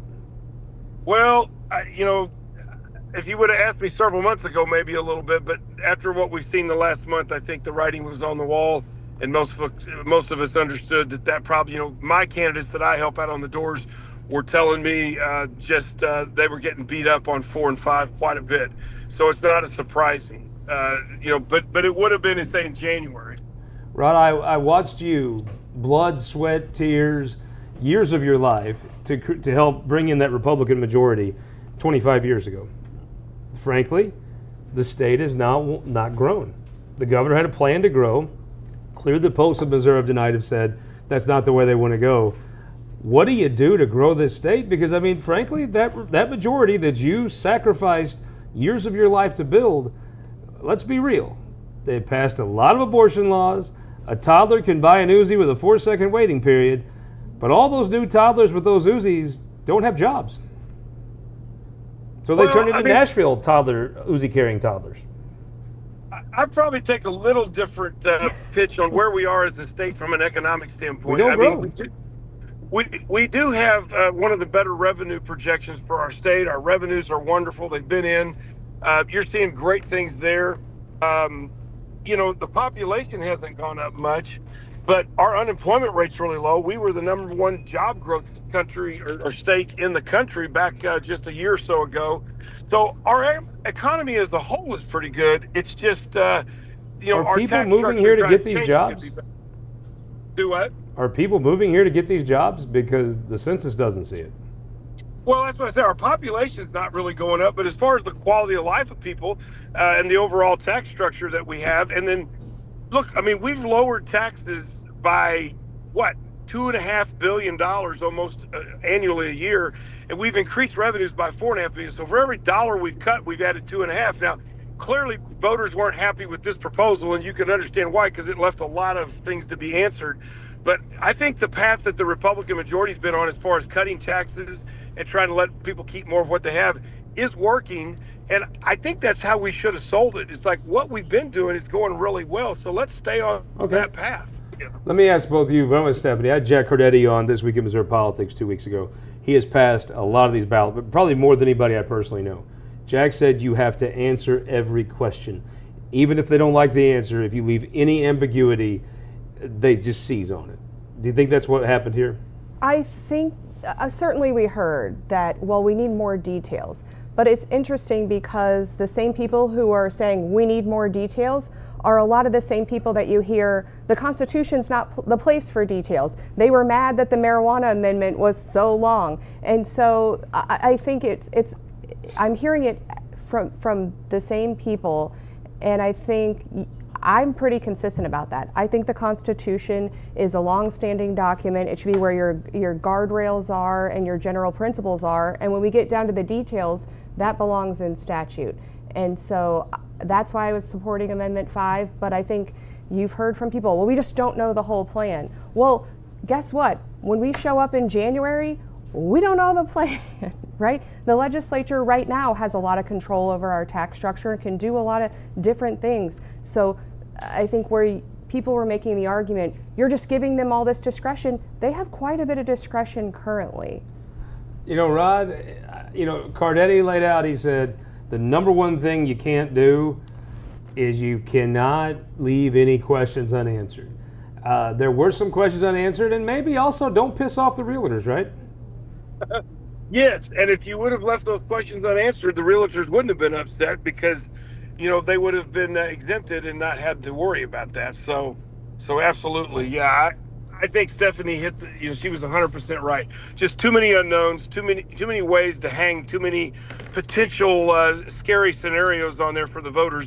We need a very defined plan if we're going to do something like that. And quite honestly, I don't know that we even need to. I mean, if we just keep the triggers going the way they've been doing, it's really working very well for our state. I mean, the revenue's coming in stronger than ever before. I don't know that we've got to coming in stronger, though? That's a question. If you don't factor for inflation, yes, more actual dollars come in.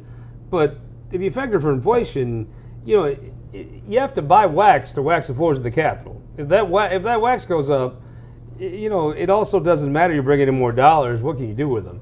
I wonder if you're ever going to really get, if people say you have to get to zero, I wonder if you're not going to have to change the structure. Plus, I'll tell you, I thought some good points were made. The day we were on the show together, Mark Ellinger talked about renting something at Blockbuster when that used to be a thing. I'm old, I remember. I had a MySpace page. I'm the only one here in the studio that I think did. But if you rented that, you paid sales tax. You don't pay sales tax if you get it on streaming, which is how you'd watch that movie today. There is some updating that I think does need to happen. Yeah, I believe there is, and especially if you look at the 56 tax credit programs that cost about $500 million a year, you have to ask yourself if we're getting our biggest bang for our buck. If you look at those 200 carve-outs that are already in place, do we really need those, and or do those make sense economically? And then we've got the most taxing entities of any state in the country. We passed Texas, and now we're number one, over 2,000. I mean, that's a Byzantine, just a mess. So there's definitely some things that could be done to modernize that tax code and make it more efficient without really even having to raise a ton of new taxes. You can just keep things the way they are. You know. Rod Jetton, thank you so much for the time. Where are you heading tonight? I'm heading down to Springfield right now, getting ready to get on good old I-44 and head south. Yeah. Nice. Well, have a safe trip. Thank you for joining us. We appreciate it. Hey, thanks. Great job tonight, too, by the way. Great information for all of us out here trying to follow things. Well, Jake Kroesen's about to bring us some more House results. Looks like we just got one from here in Jefferson City. Jake, what do you got? Yeah, Scott, we actually, I believe, can we call 60 folks? Perfect. My team over here of crack experts is telling me we can call both Jefferson City races and both Cole County races as well. In House District 59, Miss Jefferson City herself, Carrie Turgeon, has won the race in House District 59. That is, of course, the race to replace Representative Rudy Veit. And then over in HD 60, folks, we can call it for Shane Campeter to become the next state representative from Jefferson City proper. And he was running to replace Dave Griffith, who is now running for county's position. We also, shooting over to St. Louis City, I'm genuinely surprised we have these results right now. St. Louis City, we can call two huge races because of the former representatives. In House District 79, formerly represented by Lakeisha Bosley, we can call the race for Rachel D'Souza. That is the race to replace Representative Lakeisha Bosley. Rachel D'Souza has won that race handedly. And over in House District 81, the race to replace Steve Butts. Big shoes to fill there. We can call the race for Mr. James Jimmy Lappy. Both James Jimmy Lappy in 81. That's a great name, Jake. James Jimmy Lappy, I like that. 79, we can call for Miss D'Souza. Two huge positions to fill over there on the Democratic side, Scott.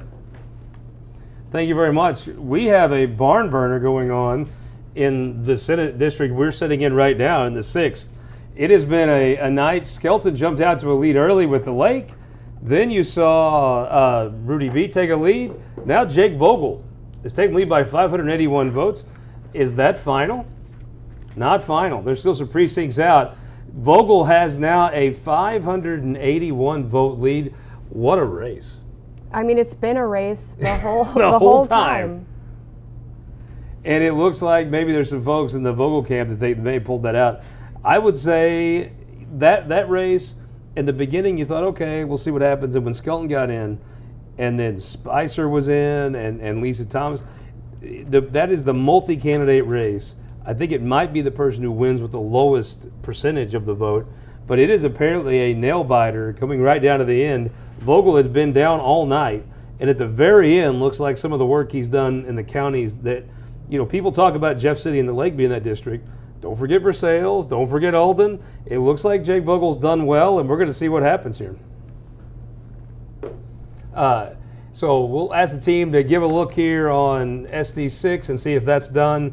Maybe we'll kind of walk through the rest. Actually, probably good time to take a break. Give us a minute to look at the results. We're going to come back, and I think we're going to have some race calls to make after this on election night in Missouri. St. Louis Carpenters Union has shaped our communities. Through trusted alliances, we deliver skilled professional craftspeople while our business partners provide the kind of quality jobs that keep our economy humming. It's a blueprint that has worked since 1882. Turning Missouri into a right-to-work state stalls progress, wipes out jobs, and kills momentum. Right to work is wrong for everyone. Let's keep Missouri moving forward. Visit carpdc.org to learn more. We have a severe weather alert to report here. The storm is also bringing the threat of damaging winds and large hail. Here's the thing. When storms bear down, we step up. Ready again? You bet. Our teams are always ready to keep your power strong. Ameren.com/poweron. That pet store with the cute puppies in the window? Know what they're really selling? Puppy mill cruelty. Horrible condition. Welcome back to Election Night in Missouri. I'm Scott Faughn, joined by Stephanie Bell. We are ready now to make a call. Probably the most contentious race in the state was the race to replace the legendary Sam Graves. The Missouri Times can now project that Chris Stegall will replace Sam Graves in the United States Congress. Radio host turned congressman now. Now we've got two with Mark Alford and Chris Stegall. You're our radio host. I am not making any announcements anytime Okay, but I mean, I'm just saying, you are a radio host that could, another time. Certainly it helps your name ID. I mean, there's no question there. And again, he came out with that announcement video. It was so well done. He's kind of had an advantage. He had the endorsement.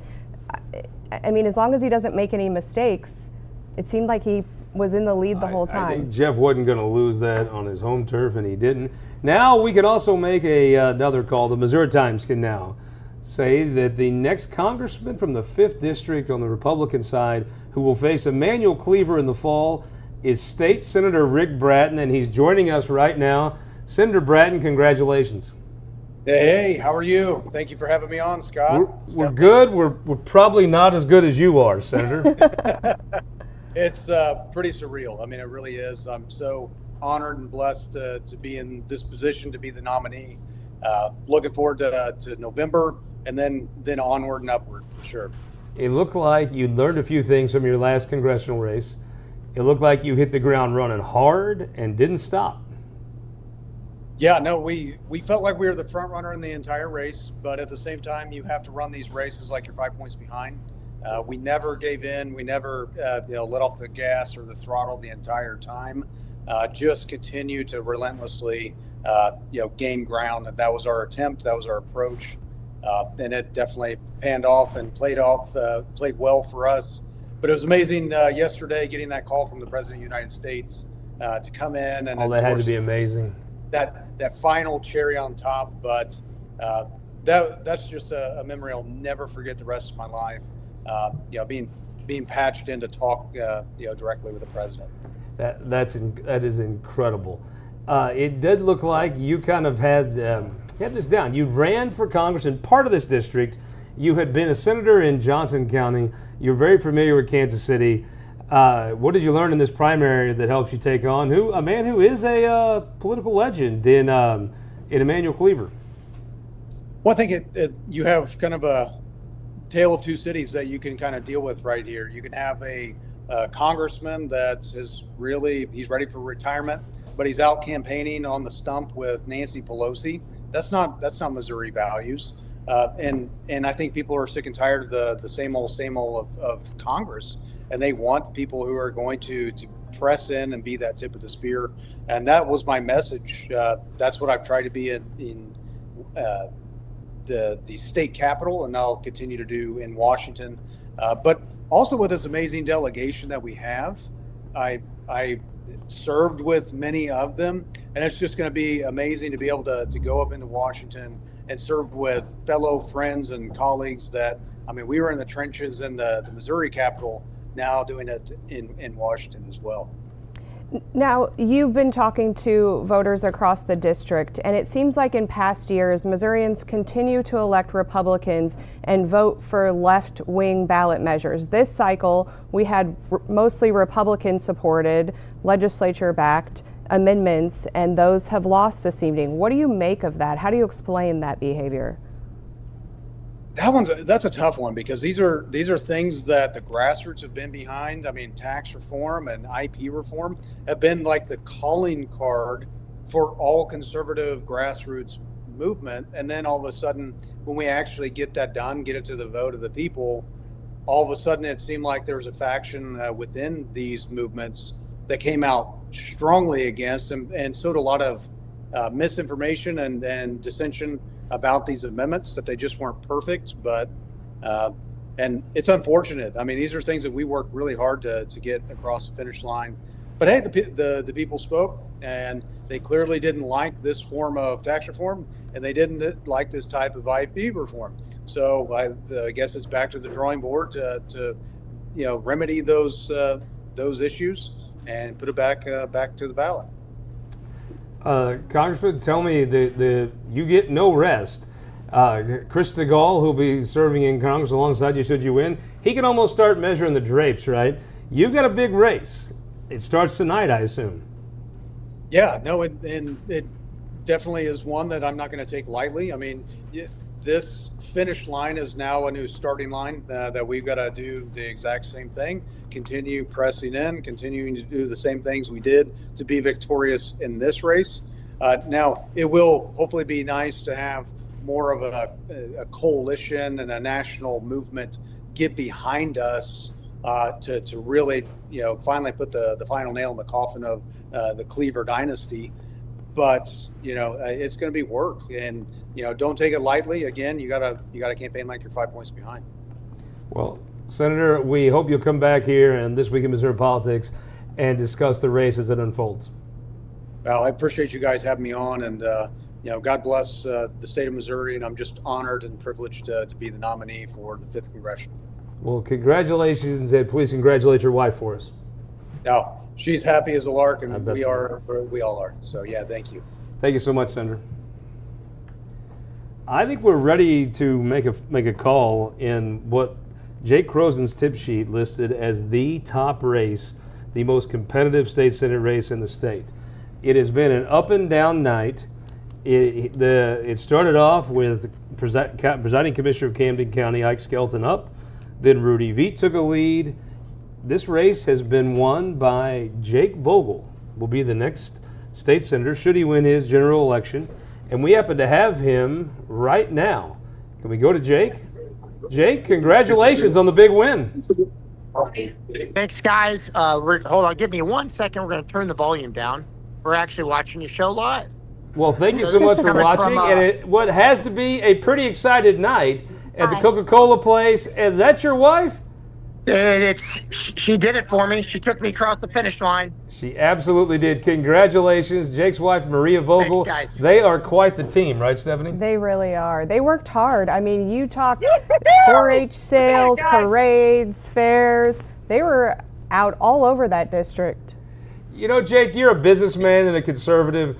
You didn't need like a lot of extra votes, right? You did just what you had to do to win, right? I'm sorry, it's loud in here. It's a surreal experience. It's a very humbling experience. I'm an old military vet, but I've never went through this type of mental warfare before. And we're very blessed. It was rough. It got dirty. It got personal. It was rough. It got dirty. It got personal. But you kept your head down and you came through. We did. We stayed the course. We always said we were going to run a campaign on respect, honesty, and accessibility, and stay positive, and that's what we did to the end, to the finish line, and it brought us home. And we were consistent with it. Well, Jake Vogel, we'll let you go back to enjoy your supporters. Please congratulate your wife, and congratulations on an incredibly hard-fought win. Congratulations, you guys. Thank you. Thank you, guys. I can barely see you guys. I think it's Scott.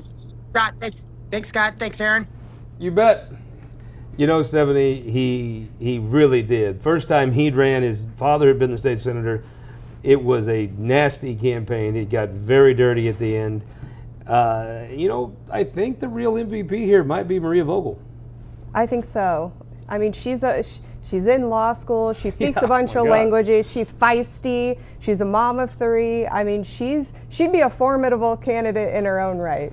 There is no question. I think it was fun to watch the two of them. They took this race on together. They both got hit from all sides, and at the end of the day, he pulled out. He's a businessman, right? He didn't want to like work hard enough to win by a landslide. He strategically spent his money and time to win by just enough. I think I've got the actual result here. He won with 10,095 votes, 26% of the vote, besting Rudy Veit with 9,329, 26 to 24. Nice. You don't call it a landslide, but I mean, it's not efficient. If it's a landslide, he was a very efficient victory. A win's a win. Speaking of a win, I think we can call a state senate race in the city of St. Louis and St. Louis County. The person who will replace Carla May in the Missouri State Senate is former Representative Gina Mitten. She will be the new state senator that represents South City and over into Maplewood, Brentwood area. We're going to be joined now by someone who had a big role in this campaign on the ballot measure side, on the Senate primary side, someone who's become a very, very recognizable face in Missouri politics. Camelia Peterson, welcome to Election Night in Missouri. Oh, good evening. And I It's been quite a absolutely night. knew Camelia would nail the technology first try. And I don't be know. decked out in I had to give merch. it to. Oh, I like the merch. Doesn't miss a trick. Where are you at tonight, Camelia? I am at the home of Representative Davidson's family, and so this is where we have gathered to kind of watch everything go down. We've got a house full here, and Senator Trent, we've been watching his race as well.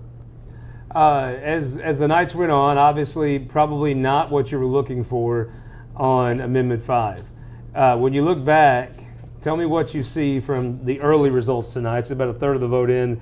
Probably not what you wanted to see. No, and I think that we knew all along that this was an uphill challenge. I mean, Missouri is very unique in the sense of how we have to do this because we have to address this as a constitutional measure and because the legislature does not have the ability, because of what was put in 10 years ago, in order to do anything with restructuring our sales tax code. So, we've had to ask, Missourians all over the state to come be part of that legislative process, so to speak, and try to really do a wonky deep dive into economics. And it's difficult to understand. I think that's always been the challenge, is being able to reach enough people to actually have the conversations about, what the amendment means, what it does, why it has to be this way, and, the benefits. And so we just, it wasn't enough. And so we keep going. So I've seen a consistent theme from folks that support growth in the state. They said tonight, I don't think it took a big, bold prediction to say this was going to be a tough night, but I've seen consistently what folks have said is this is not over. Yes, no, 100%. I mean, our commitment to, returning taxpayer dollars to working families in Missouri is unwavering, right? That does not stop, after today. So, maybe we need to come back and look at this a different way. A lot of folks said that they wish it had been written differently or it was easier to understand. I heard a lot of feedback like that. And so I hope as we move forward and we take another look at this and we keep working on it, that, we would invite those folks to come in and be part of the process and give your elected officials suggestions for what you think would work better. So Amendment 4 looks like it went down as well. I'd hate for this to be the end of that conversation because and I guess we know likely it won't be. The Secretary of State said today he wasn't going to put this respect Mo voters on the ballot. My assumption is there's some lawyers that are going to have some say on that. I can't look at Stephanie, she may be one of them. But if that goes to the ballot, I think people that thought maybe 4 was an extreme would make it too hard to amend the Constitution, frankly. Well, this as a whole goes way the other way. So yes. Yeah, people would be wishing they had Amendment 4 if that goes on the ballot, because The truth is that the messaging is very easy on, the other side of this issue. Sure. And so, it's pretty easy to sell, like, why do you want to take away the voice of the people? And that resonates, right? I think it resonates with everyone to a certain extent. But the bottom line was that, for conservatives in Missouri, I think that, what they have to look at in terms of, making things harder to put into the Constitution is there probably needs to be a little bit more unity on something like this, because everybody has their idea of how they would like to see it done. But in the end, like, we have one form, one version that made it to the final, made it to the ballot, and that's what we really needed to rally behind, and that didn't happen. Camelia Peterson, I assume the work to reduce Missourians' tax burden begins again tomorrow, right? Oh, 100%. Like, we've been working, primary election stuff and ballot initiatives, ever since the end of session. And starting tomorrow, like, my attention pivots immediately, not only to our general elections, but more importantly, even for me anyway, in my role for AFP in Missouri, is looking at the policy issues that we're going to be working on coming up in January. Because now that we're through the primaries and we know in a large part what the makeup of the legislature is going to be, that's where we need to start looking at that picture, because the groundwork for that begins now. And I know you're one of the hardest working people I know, and I saw this tweet you put out, I think yesterday. You said some people thought maybe you would be embarrassed if things didn't go your way, and you said, imagine being ashamed of going all in on what you know to be true and good. And I think we've seen you go all in here and work really hard and engage voters in a way that others haven't. So thank you for that. Yeah. No, I appreciate that very much. And it has been like getting that, helping people get connected with their government and with each other, and with learning, the information that they need to have an impact on their government. That's why I got into this work. So, it is a pleasure every time that we have gone out and had conversations with people all across the state. That is a joy in the work that I do. And it makes my work not seem like work. Camelia Peterson, thank you so much for the time. We appreciate it. Look forward to talking to Missouri's happy warrior about whatever your next endeavor is. Thank you very much. Have a good night, everybody. You too. I think we can make another call. We talked all about these county executive races being so competitive. I think the Missouri Times can now project that Stacey Lake will win the Democratic nomination for Jackson County Executive, making her very likely to be the next county executive, replacing Phil LaVota. That has been a bit of a hot potato with folks coming and going. But with Phil LaVota taking over after Frank White was ejected, everyone remembers the '85 train robbery, the Dinkinger call. But I think most folks had forgiven him for that. I hadn't, but some had. Then Phil LaVota comes in. Now it looks like Stacey Lake will be taking over the Jackson County Executive Office.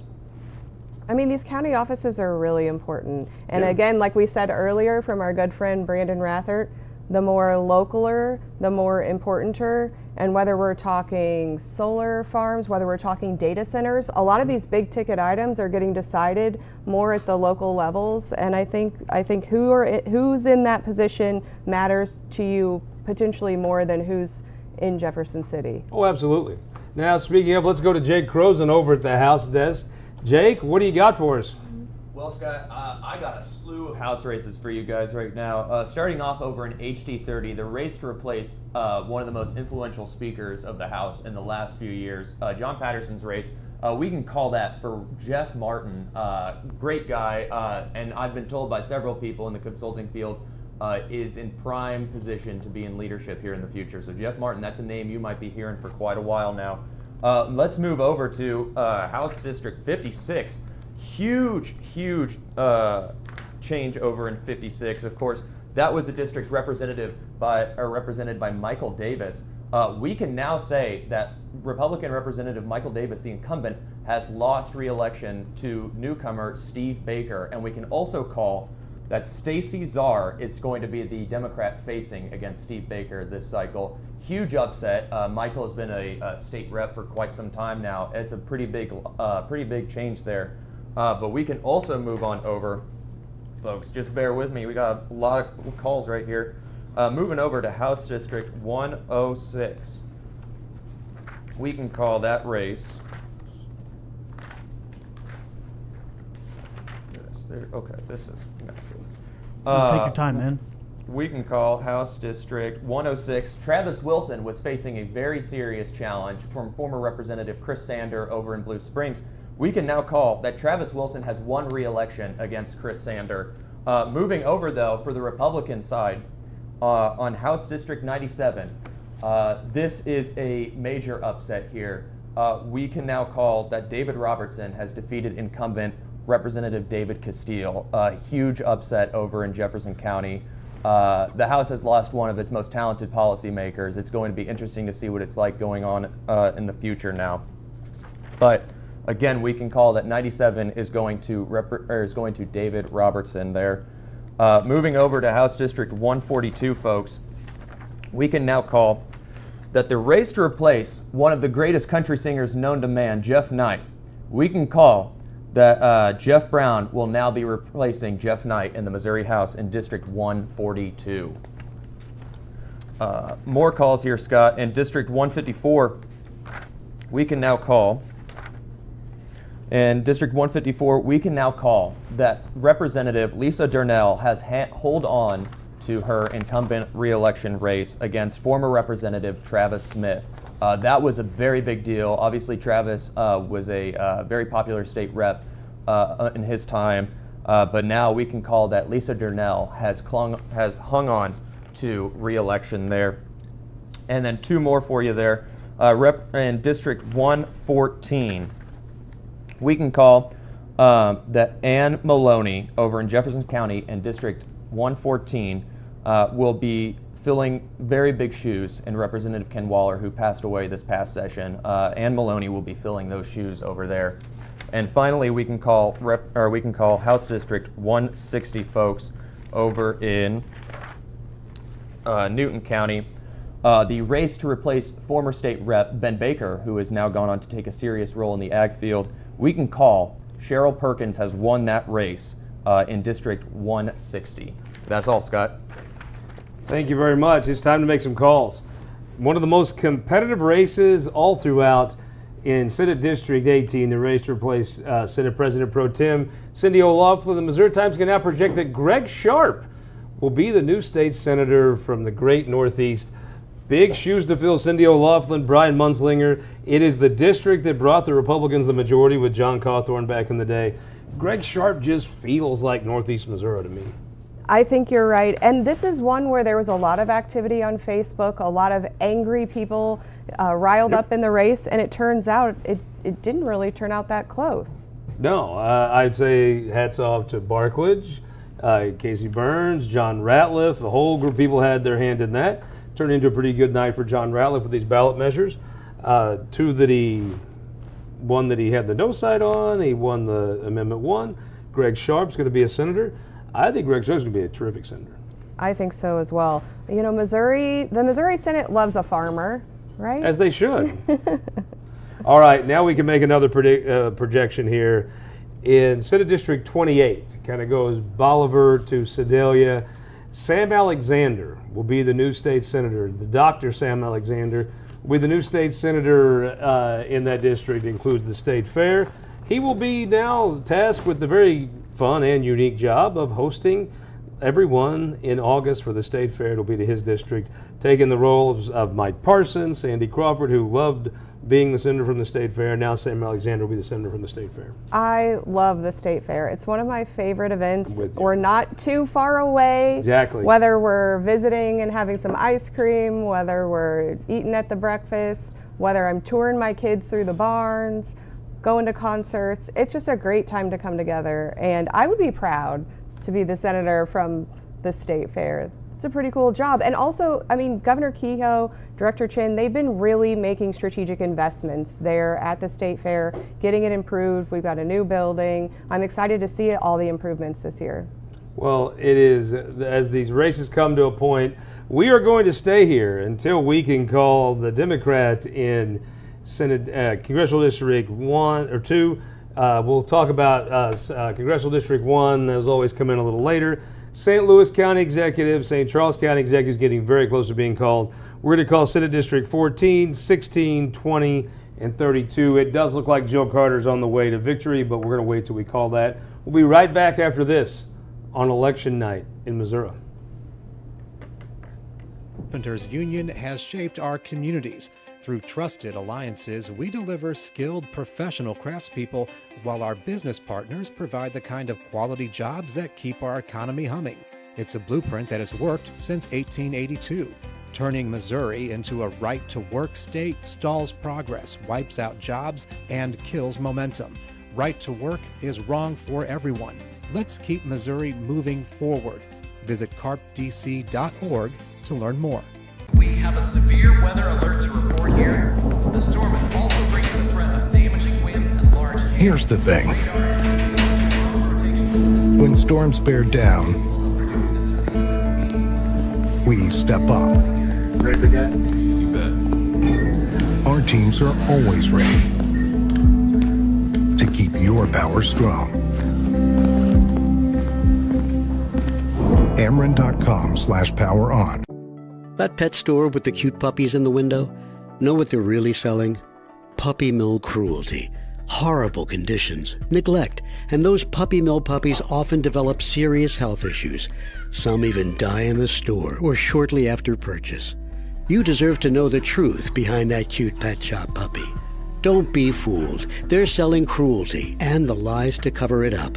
Get the facts. Visit humaneworld.org/puppymills to learn more. Missouri Times primary night election coverage is brought to you by United Fiber, the Mocan Trade Association, and Missouri Realtors. Thank you for watching.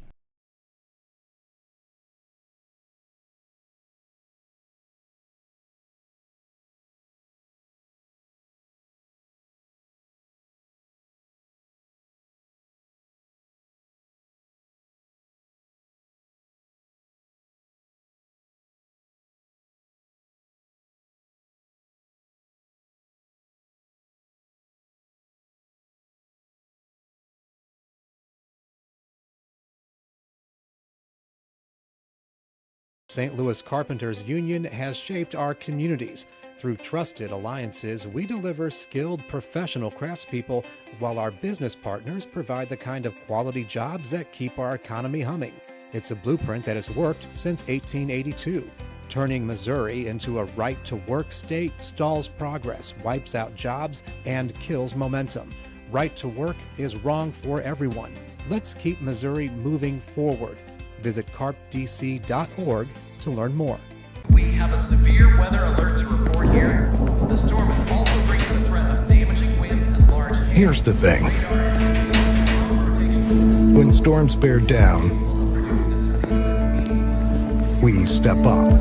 Ready to get? You bet. Our teams are always ready to keep your power strong. Ameren.com/poweron. That pet store with the cute puppies in the window? Know what they're really selling? Puppy mill cruelty. Horrible conditions, neglect, and those puppy mill puppies often develop serious health issues. Some even die in the store or shortly after purchase. You deserve to know the truth behind that cute pet shop puppy. Don't be fooled. They're selling cruelty and the lies to cover it up.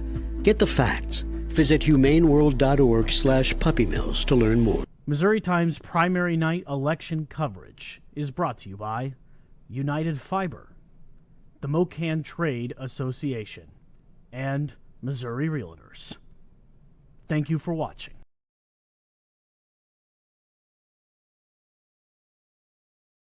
Welcome back to Election Night in Missouri. I'm Scott Faughn, joined by Stephanie Bell. Glad to be here. Been fun.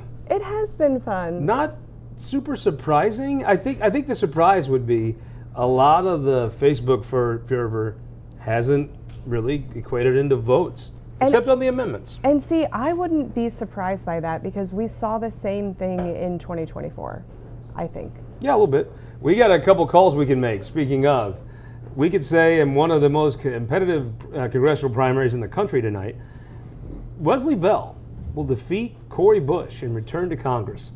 Wesley he knocked off the incumbent Cori Bush last cycle. He has been reelected to his position, Wesley Bell. And staying in the St. Louis area, we can make a prediction in SD 14. It appears that Representative Rachel Prouty will be heading to the Missouri State Senate, defeating former Representative John Bowman and 2 other candidates. Rachel Prouty will be joining the state Senate, replacing Brian Williams, very talented state senator from North County.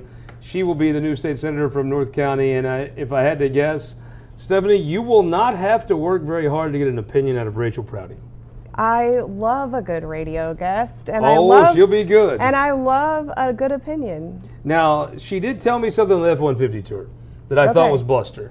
She made the comment that she was planning to filibuster in high heels, 6 inches. And I'm like, but are you? It doesn't seem. I think she could do it.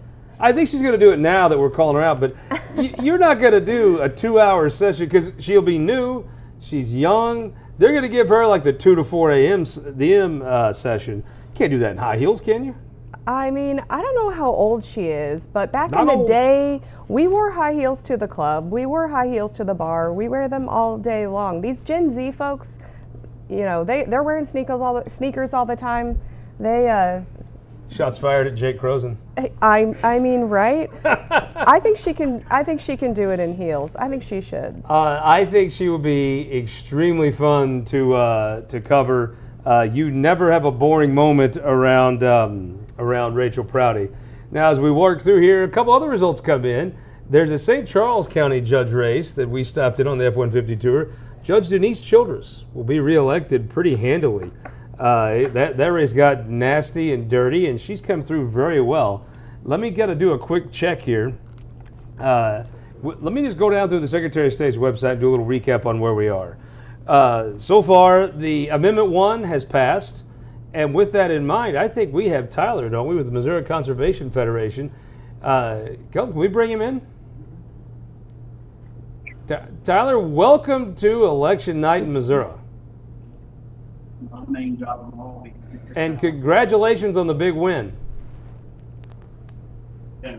Hey, thanks. Appreciate it. Been a great night. One is just been such a long road, but we're so proud. Winding down our watch party here, Scott. We've had a great group earlier, but certainly celebrating a big win across the state for Missourians, the state parks, great system, and all our soil and water conservation programs. Okay, I could have saw.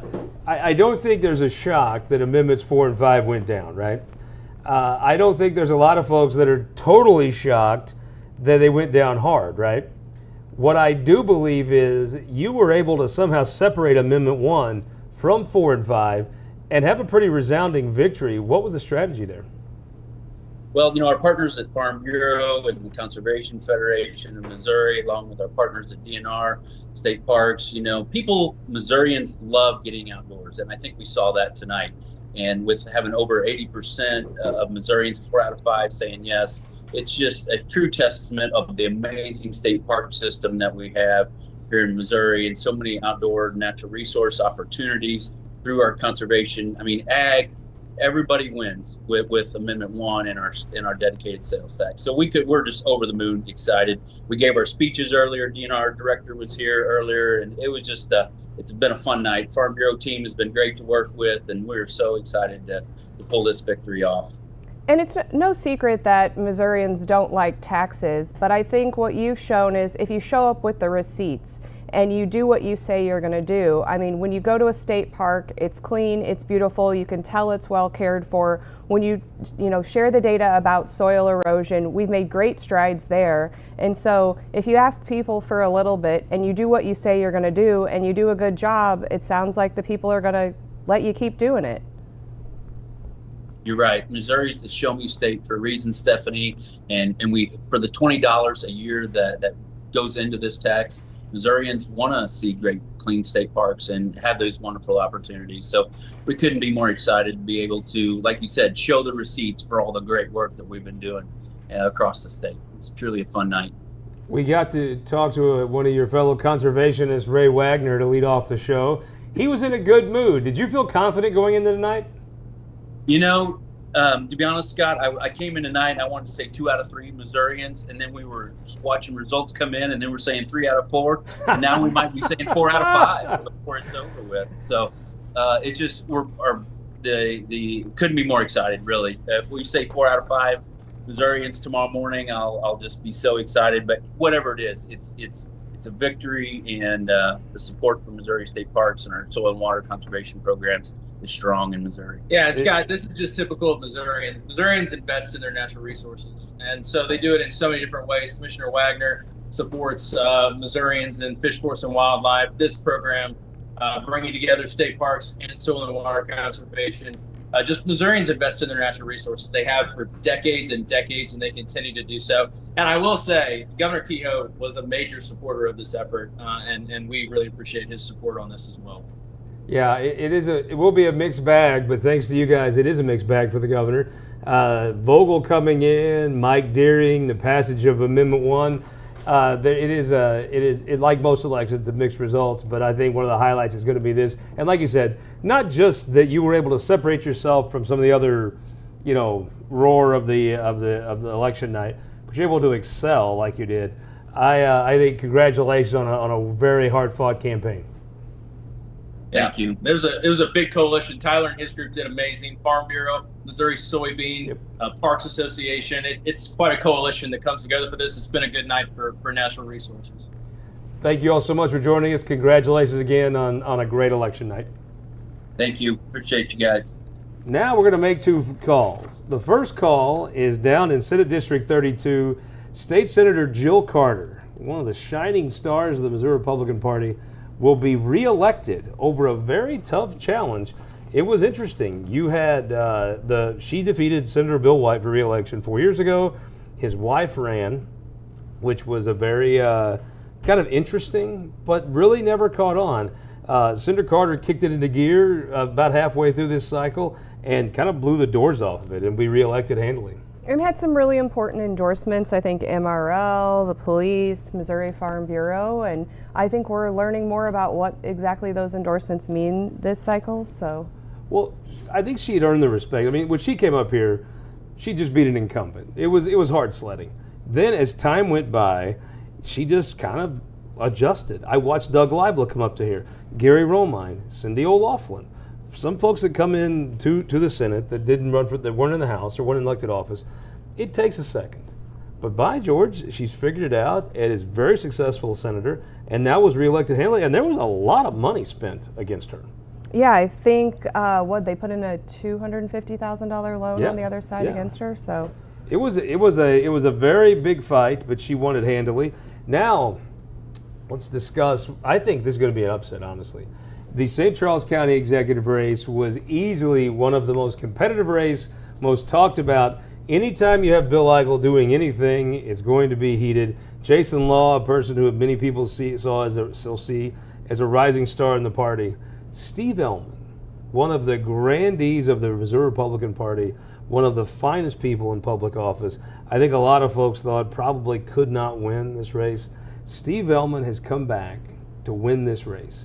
Steve Ellman will be reelected as the county executive of St. Charles County. Congrats to everybody that ran, but I'll tell you this, there is not a finer person in public service in this state than Steve Ellman. I think you're right. And you kind of remember those people when you're a young person who you kind of first meet and who's a leader. And he's one of the first people I remember meeting when I was a young intern. And it feels like he's just always been around, always been a stalwart, always been a leader, always been a good conservative. He kind of reminds me, one of the other first people I ever met was Harvey Teitelbaum, right? And it feels very much like that. You can always count on him to show up, to get involved when you need him, to lead in the right way, treat people with respect.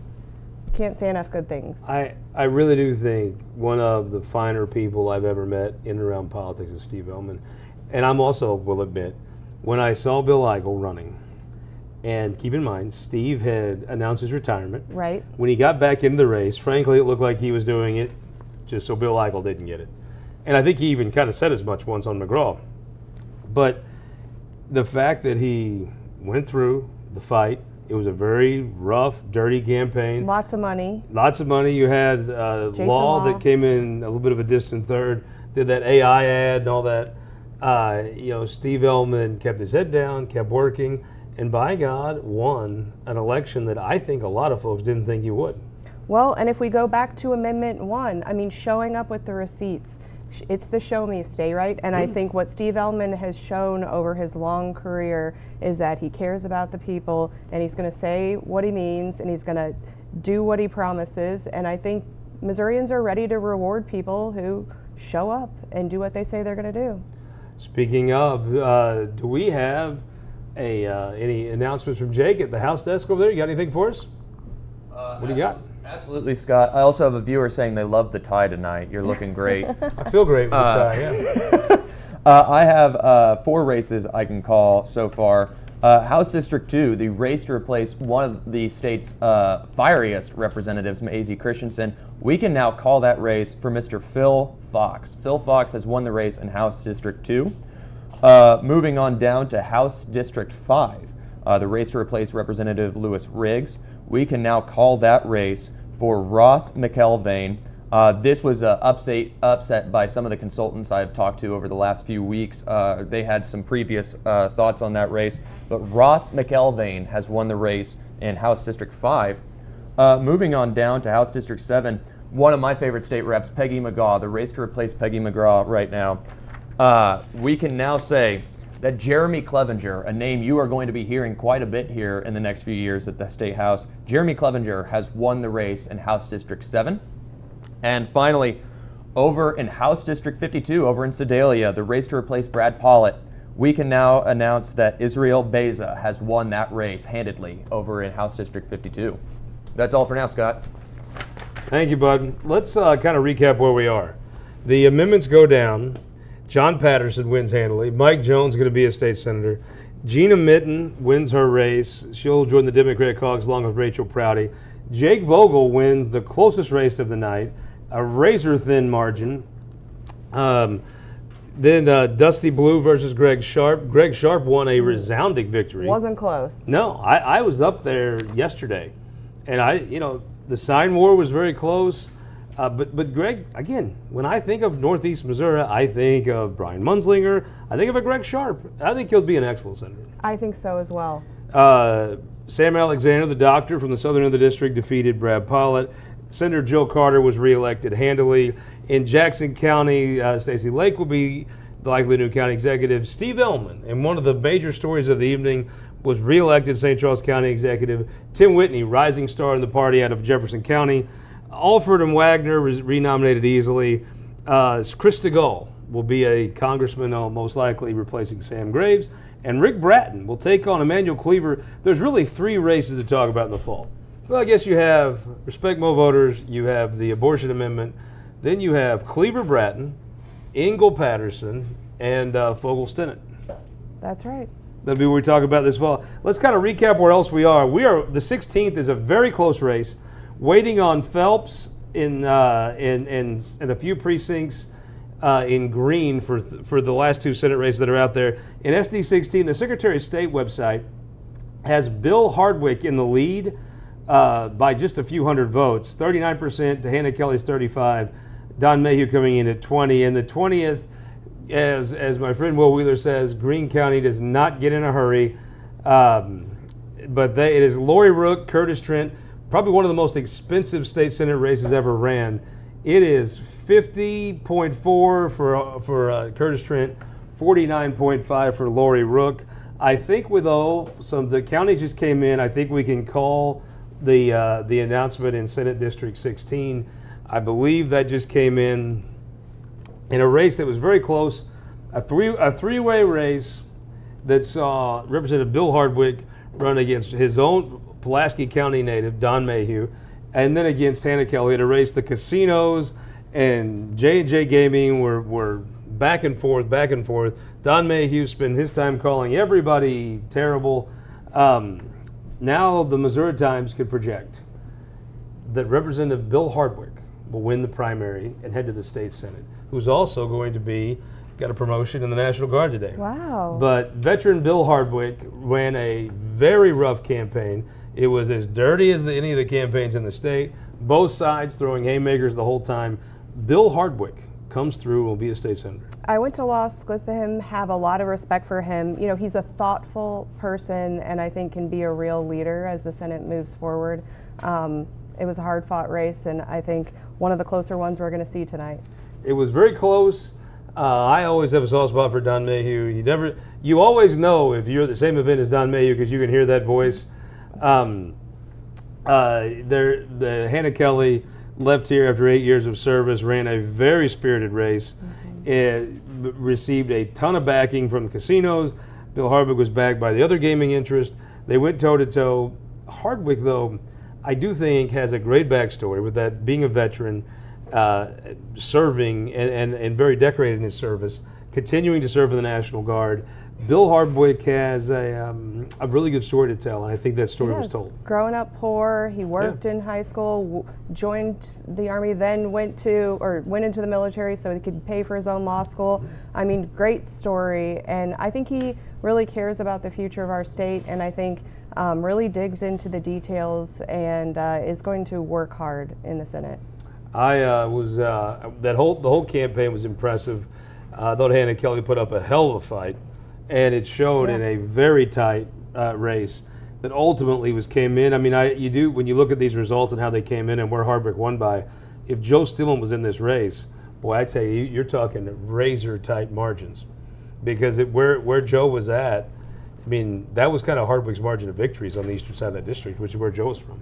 Yeah, I mean, one person in that race could have definitely changed the whole makeup. So, biggest surprise of the night so far, is it that Greene County counts very slowly? That's not really a surprise. We have a couple of races. We're going to tell you who the Republican nominee in Congressional District 1 is. That's very close. The Democratic nominee in Senate in Congressional District 2, they're going to start the campaigns as underdogs, but those nominations are very close. We don't have a call yet on the St. Louis County Executive's race. That is still too close to call. But the tightest race in the state, Senate District 20, maybe the most expensive state Senate race in the history of Missouri. Senator Curtis Trent running against Lori Rook. It has been straight up, business folks versus trial attorneys knuckling up. I think there's a lot of folks that went into tonight thinking Curtis Trent was going to lose. I think so as well. And you've said tonight that maybe that Facebook anger that everyone was kind of talking about and that they were making predictions, I'm not sure we've seen that play out thus far tonight, but I think this is the race that a lot of folks have been watching. But were there predictions based on Facebook? I do think it is, like people always tell you, signs don't vote. Some people, if you don't have as much sign as your opponent, well, signs don't vote. I think the same thing with Facebook. You can disregard it. It's real, but sometimes, like any individual variable in these races, you can overvalue it. You certainly can, and I think there's nothing better than, that's what I appreciate about people like Camellia and AFP. They get out and knock on doors, and I know we talked about Jake Vogel. They were knocking on a lot of doors, and I think there's nothing better than talking people face to face, asking the folks at your church, asking your neighbors, hey, who do you like in this race? And that's going to beat a recommendation over some Facebook post any day. That's right. We're gonna make a call in that very contested race in the 20th district. We have a winner. Senator Curtis Trent, running for re-election, many folks thought would be the Senate Majority Floor Leader in the next session. He's been defeated by Lori Rook in a very close election. Lori Rook will defeat an incumbent and head to the state Senate. That I will tell you, at the beginning of the campaign, I'm surprised. As the campaign went on, I can't say anybody's surprised by it, but I definitely think it is an upset and a hell of a campaign ran by Lori Rook. Certainly, and she had campaign experience and a lot of money, and I think apparently was able to capitalize on the angry voter, right? I mean, I think that was, and I think we've seen other incumbents go down tonight as well, and I think in looking back, we're going to have to figure out, was it just, we saw the no votes on the amendments. Are people mad and they're just voting against the status quo with respect to candidates, and they're voting against what the legislature put on the ballot? I think you have to say that's part of it. So, Jake Kroesen, do you have? Let's go to Jake and see what kind of calls you have. I have to say, I want to get your reaction though to the Lori Rook defeating Curtis Trent. It is a huge surprise. I think when folks left session, they would not have thought Curtis Trent wouldn't be returning. What's your reaction? Yeah, what I'm about to say is not a knock to Lori Rook at all, but the Senate has really gone down in IQ. I mean, Curtis Trent was the biggest brain in that chamber, one of the strongest on policy, one of the greatest legislators in his session right now. It is truly a shock to see him lose that. But Curtis, I think, will still be a state senator that goes down as one of the most effective ones that has ever served. But yes, Scott, we can call 4 more House races, including a couple of very contentious ones right now. Over in House District 116, that is, of course, formerly represented by Dale Wright. We can now call that Jason Green has won the race in House District 116. And moving on, 127, Scott, this has been a race that many people have texted me about in terms of the conditions of the race and the quality of the candidates as well. 127, we saw Ryan Hagedorn going up against Brendan Kelly. That is former Representative Ann Kelly's son. We can now call that Brendan Kelly will be the next state representative from 127. Again, that is the son of former state rep Ann Kelly, and won by a pretty large margin there. That was a very big race that many of the consultants were watching. But we can move on to state House representative or state House districts 129 and 139. In House District 129, formerly represented by John Black, another serious statesman over there, who is now termed out, we can now announce that Will Worsham has won that race as well. And then moving on to House District 139. This has been a race that several people have texted me about. Representative Bob Titus has been kind of one of the Freedom Caucus types in the House, and he faced a serious primary challenge from Sandy Carnes, who was almost outraising him in the last couple quarters, 3-1. We can now predict that Representative Bob Titus has won re-election against Sandy Carnes. A very serious challenge he saw there, but that's all we have right now, Scott. Thank you very much. Stephanie, I think folks are still a little surprised. I'm getting the texts are flowing in about surprise in the 20th. I can't say it's surprised by election night, but when I saw you the week after session, I wouldn't even talk about this race as something that would be, we thought it'd be a challenge. Lori Rook is obviously successful. She's a professional. When I remember talking to you that week in May, I did not think we'd be here tonight with her beating Curtis Trent. No, I'm still shocked, and I would have to agree with everything Jake said. I mean, I think if you've watched Senator Trent in the legislature, he's respected by his colleagues, he's respected by those that work in the building. He works hard, he's thoughtful, really digs into the issues, and it's going to be a huge loss. It is a huge loss on the conservative side for sure. I mean, I do think you start talking about issues where he was an absolute champion. You break down into education reform. I personally don't know where Lori Rook stands on that issue, but it would hard to be more pro-education reform than Curtis Trent. Right. Tax cuts, he was a big tax cut guy. He was the intellectual force on a lot of issues, and also what does that do? I mean, he was running for floor leader. That throws that race wide open. I mean, I think you had Nick Schroer was already in the race. That's right. I think it'd be a good day to be him, but I assume there'll be another challenger pop up, maybe 2 or 3. Who are some folks that might fill that void running for floor leader? I'll give you some names. I mean, I'm so shocked I haven't thought that far ahead. It would not surprise me to see Brad Hudson jump in that race. Okay. Would not surprise Ben Brown to kick the tires on that. Would surprise even, I think there'll be some folks that ask Joe Carter. I'll give you a name that I think would probably be excellent, and that'd be Jamie Berger. Jamie Berger is one of the most popular senators in the entire chamber. I honestly think he would have been in line after Curtis Trent, and the geographic part, but I mean, you've had tons of St. Louis folks in Republican leadership. Now, the Republican Party is obsessed with St. Louis, so that they may take that a little easier. They've never much cared for Southeast Missouri. But I think Jamie Berger might be, there's going to be some surprise folks. That race has been shaken up. It would not surprise me to see Jamie Berger, that. It would not surprise me to see a lot of his colleagues urge him to get into that race. And if you want to get things done, if you actually want to move your agenda forward, now, he's not going to be on Facebook whining and crying all day. No. But he will actually get things done. Yeah. And that may kind of give you a barometer where that Senate wants to be. Well, and I think we talked earlier this night about how the Senate's going to look very different this year, but particularly with that shakeup in the leadership race, it's going to be very different next year. All right, so still out there, we don't know who Ann Wagner's opponent is going to be. We still don't know, but with about a fourth of the vote in, maybe somebody could send me where the St. Louis people, I think, boycott the Secretary of State's website till the end. It looks like. It does look like Joan Vondras and Fred Wellman's tied spot on at 44%. Paul Berry III and Andrew Jones are within about 15 votes of each other. St. Louis folks take a long time to count. You know, if they tie right on the nose, there's always the chance you can flip a coin. I'm hoping for a tie tonight. What is your preferred tiebreaker? Is it paper, rock, scissors, or is it, what is it? It's not, you can't do paper, rock, scissors. I think I'll do it right now with you. No. No.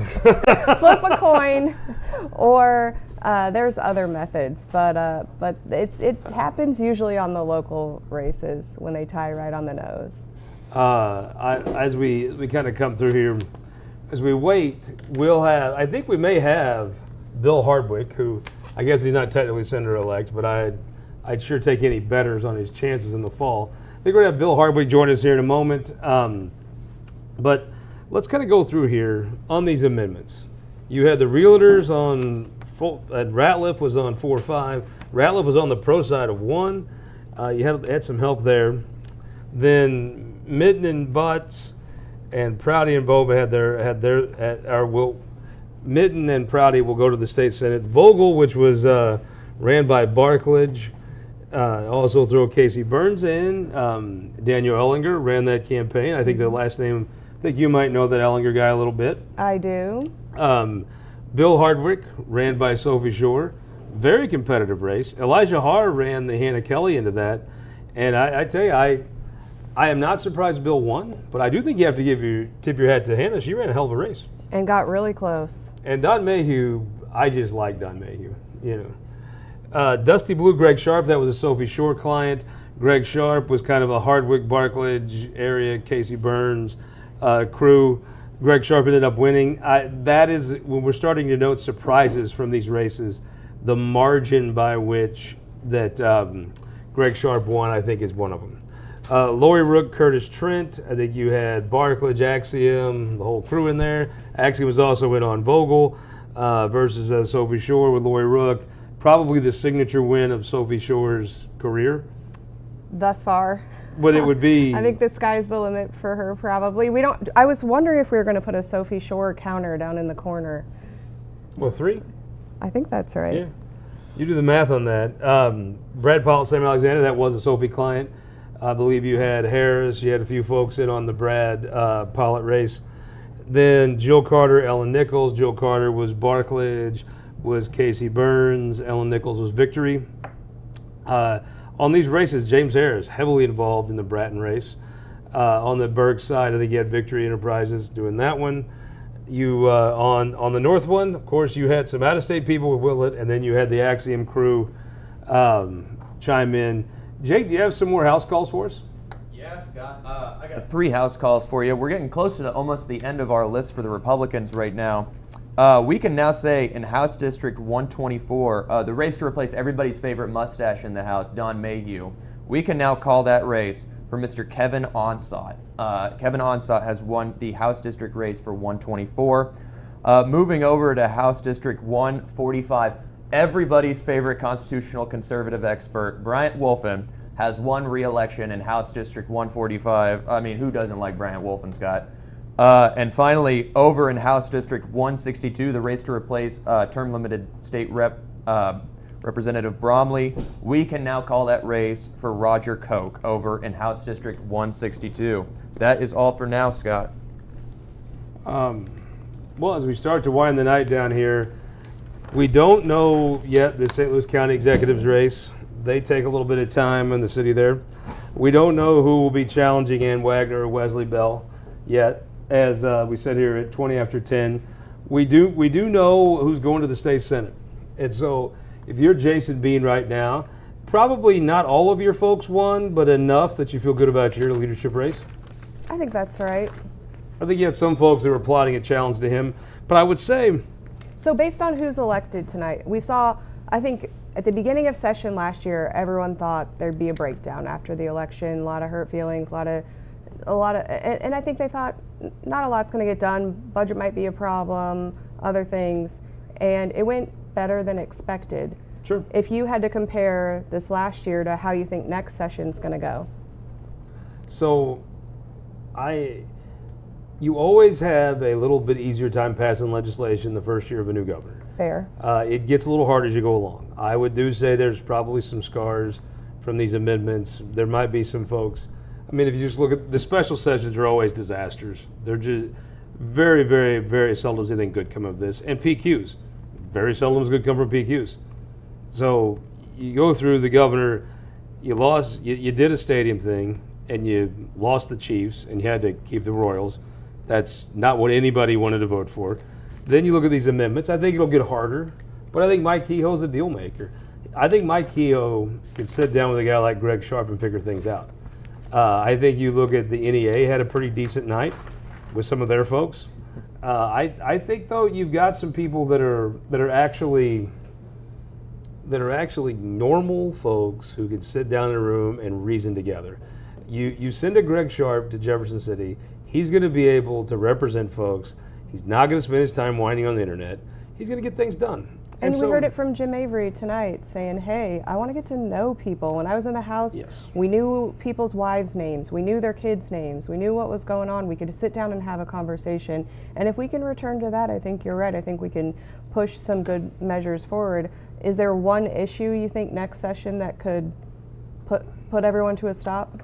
Well, I think the session now, that without Curtis Trent, is going to hinge even more on Jim Avery. If Jim Avery comes in and tries to run like a caucus, which is kind of a House thing, I think it'll be contentious and not great.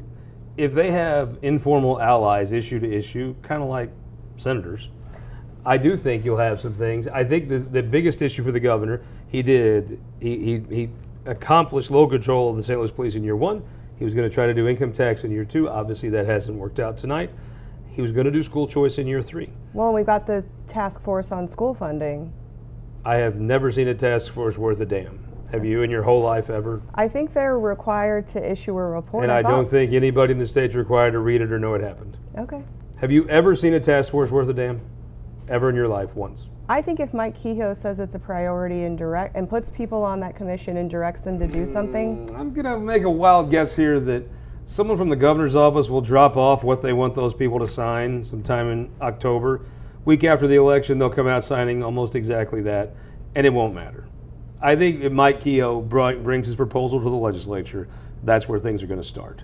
Whatever, I've never seen a blue ribbon panel worth the blue ribbon they spent tying it around, and I don't think this will matter either. I think a governor, Jay Nixon, right, was governor in a contentious time, supermajorities on the other side, but there was always the opposition to right to work that drove him. You talk to folks in that Nixon administration, they were still fighting right to work down to the nub, and it gave them a reason for being. And I think school choice is now going to become the thing for the Q administration they dig into. And look, let's be honest, he's going on a trade trip, he'll be back, it'll be time for the state fair. At the state fair, he's either going to be talking about what he's going to be doing, or he's going to be talking about what he just lost. I think you move forward to school choice. I think you go down this list of folks that won. Obviously, the two Democrats aren't going to like it. I mean, you expect that. Somebody tells me Jake Vogel will be able to come to some reasonable deal on school choice. Mike Deering, something tells me the governor, I don't think Mike Deering starts off wanting to do a bunch of charter school stuff, but I think he starts out open to a deal with Mike Kehoe. And I think if we look at the states that are doing well, those states have adopted school choice. I mean, Florida has more school choice than Missouri. Tennessee certainly has a lot of charter schools. And I think second to jobs, when you talk about people moving, schools really matter. You like a winning football team, so guess where you like to live? Well, sure. I want good schools, and I picked my family up and moved them. I mean, I'm not trying to, kick a dead horse here, but obviously quality football is not what draws people to Ashland. We have no offense, Kelton. No offense. We have a different matrix when we're evaluating the quality of schools. But I think when you talk about where you're going to locate I your think family, it's nice that Ashland fans come out to watch the 3rd and 4th string at Blair Oaks play in October. Rude. It wasn't meant to be nice. Curtis Trent, lawyer, Greg Sharp. I don't think Greg Sharp is for school, the charter school stuff at all. However, I do think he's a reasonable person. And I think Mike Kehoe could sit in a room with Greg Sharp, two reasonable men, and probably come up with something. Now, is it going to be the full-throated, all the way? I don't know. But I think come up with something. Joe Carter has a lot of ideas on education. I think you can make some deals there. Sam Alexander and Lawyer Rook, I don't know what they think about these things. It'll be interesting to find out. If I had to guess, neither start off just particularly wanting to do favors for Mike Kehoe, but I see Mike Kehoe his whole career sit down with people that probably didn't want to do deals with him, and they end up doing deals with him. So I would say you move on to school choice, and that's probably what there'll be a day of recaps, and of course everybody's going to say you should have listened to Sam Licklider and opted the realtors out, and obviously they should have listened to Sam Licklider and opted the realtors out. I don't know that would have made up the difference in this campaign, but it certainly would have helped. Should have opted ag out. You'd had people that sat on the sidelines and voted no, might have been helping. But, all that post-mortem stuff's over. It's what are you going to do next? And I think that's the conversation people want to have. And Mike Kehoe's not afraid of taking on these big issues like he showed with Amendment 5. How do we grow our state?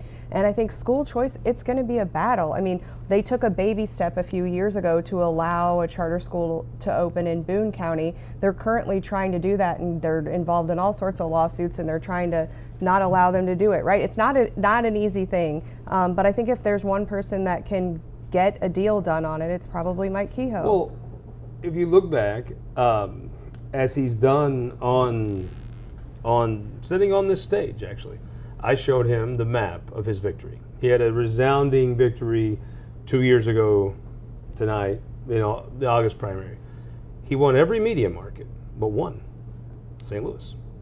So I guess my question is going to be for Mike Kehoe. All those folks in rural Missouri that voted for him, will their schools receive the exact same percent of the pie? I don't think anybody in Bernie, Missouri gives a damn if kids in St. Louis go to charter schools or not. I don't know why they would. I think anybody in West Plains cares where kids in Kansas City go to charter schools, whether they go to regular schools, charter schools, whatever. I wonder if you can do a charter school program that guarantees the West Plains Zizzers the same percent of the pie they get now. And if they can, I think there's a deal to be made.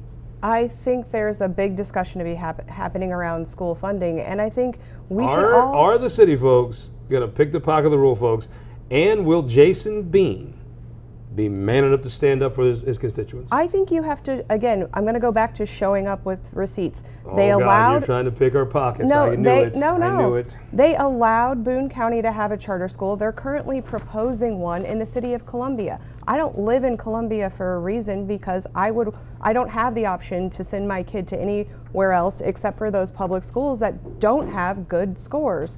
If there's not going to be a charter school in Southern Boone. You know why? Because we like our school and because our school performs well. Now the question I'm asking Stephanie Bell, will the Ellington Whippets get the same percentage of school funding under this new plan that they do today? And I'm not a school funding expert. I think if that's the case, then Jamie Berger shouldn't bend. He should stand up for his constituents. If he doesn't care about them, he shouldn't run again. If you hold rural schools hold harmless, I really don't know why it's a rural person's business where kids in Columbia go to school. What's it to them? I think that's a fair position. Now, if you try to gut their funding, then they have a reason to care because they're getting screwed. Well, and I think right now, we're seeing the auditor go into some school districts and take a look at how that money is being spent. And I think you think he likes public schools? I don't think it's a I matter know his of mother whether, worked at one, but I don't know. I don't think it's a matter of whether you like I think they public tried to schools or move the not. charter school program under the auditor for a reason. I don't think anyone is immune from having someone take a look to see if you're spending your money and not committing some sort of waste or fraud or abuse. Sure. And there's a legit question of how much of that money is ending up in middlemen or administration versus in the classroom. Let's bring on the new senator, the man whose responsible it is to stand up and protect the Rolla Bulldogs, Bill Hardwick, the Republican nominee for state senate. Congratulations, Representative.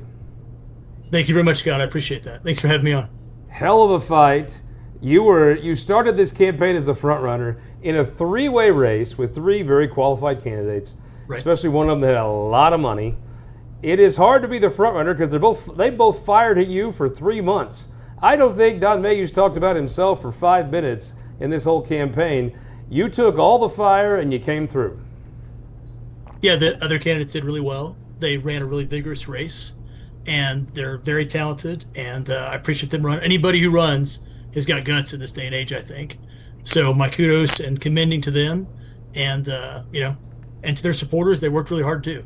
So it's I really appreciate all their efforts in our race and the other campaigns as well.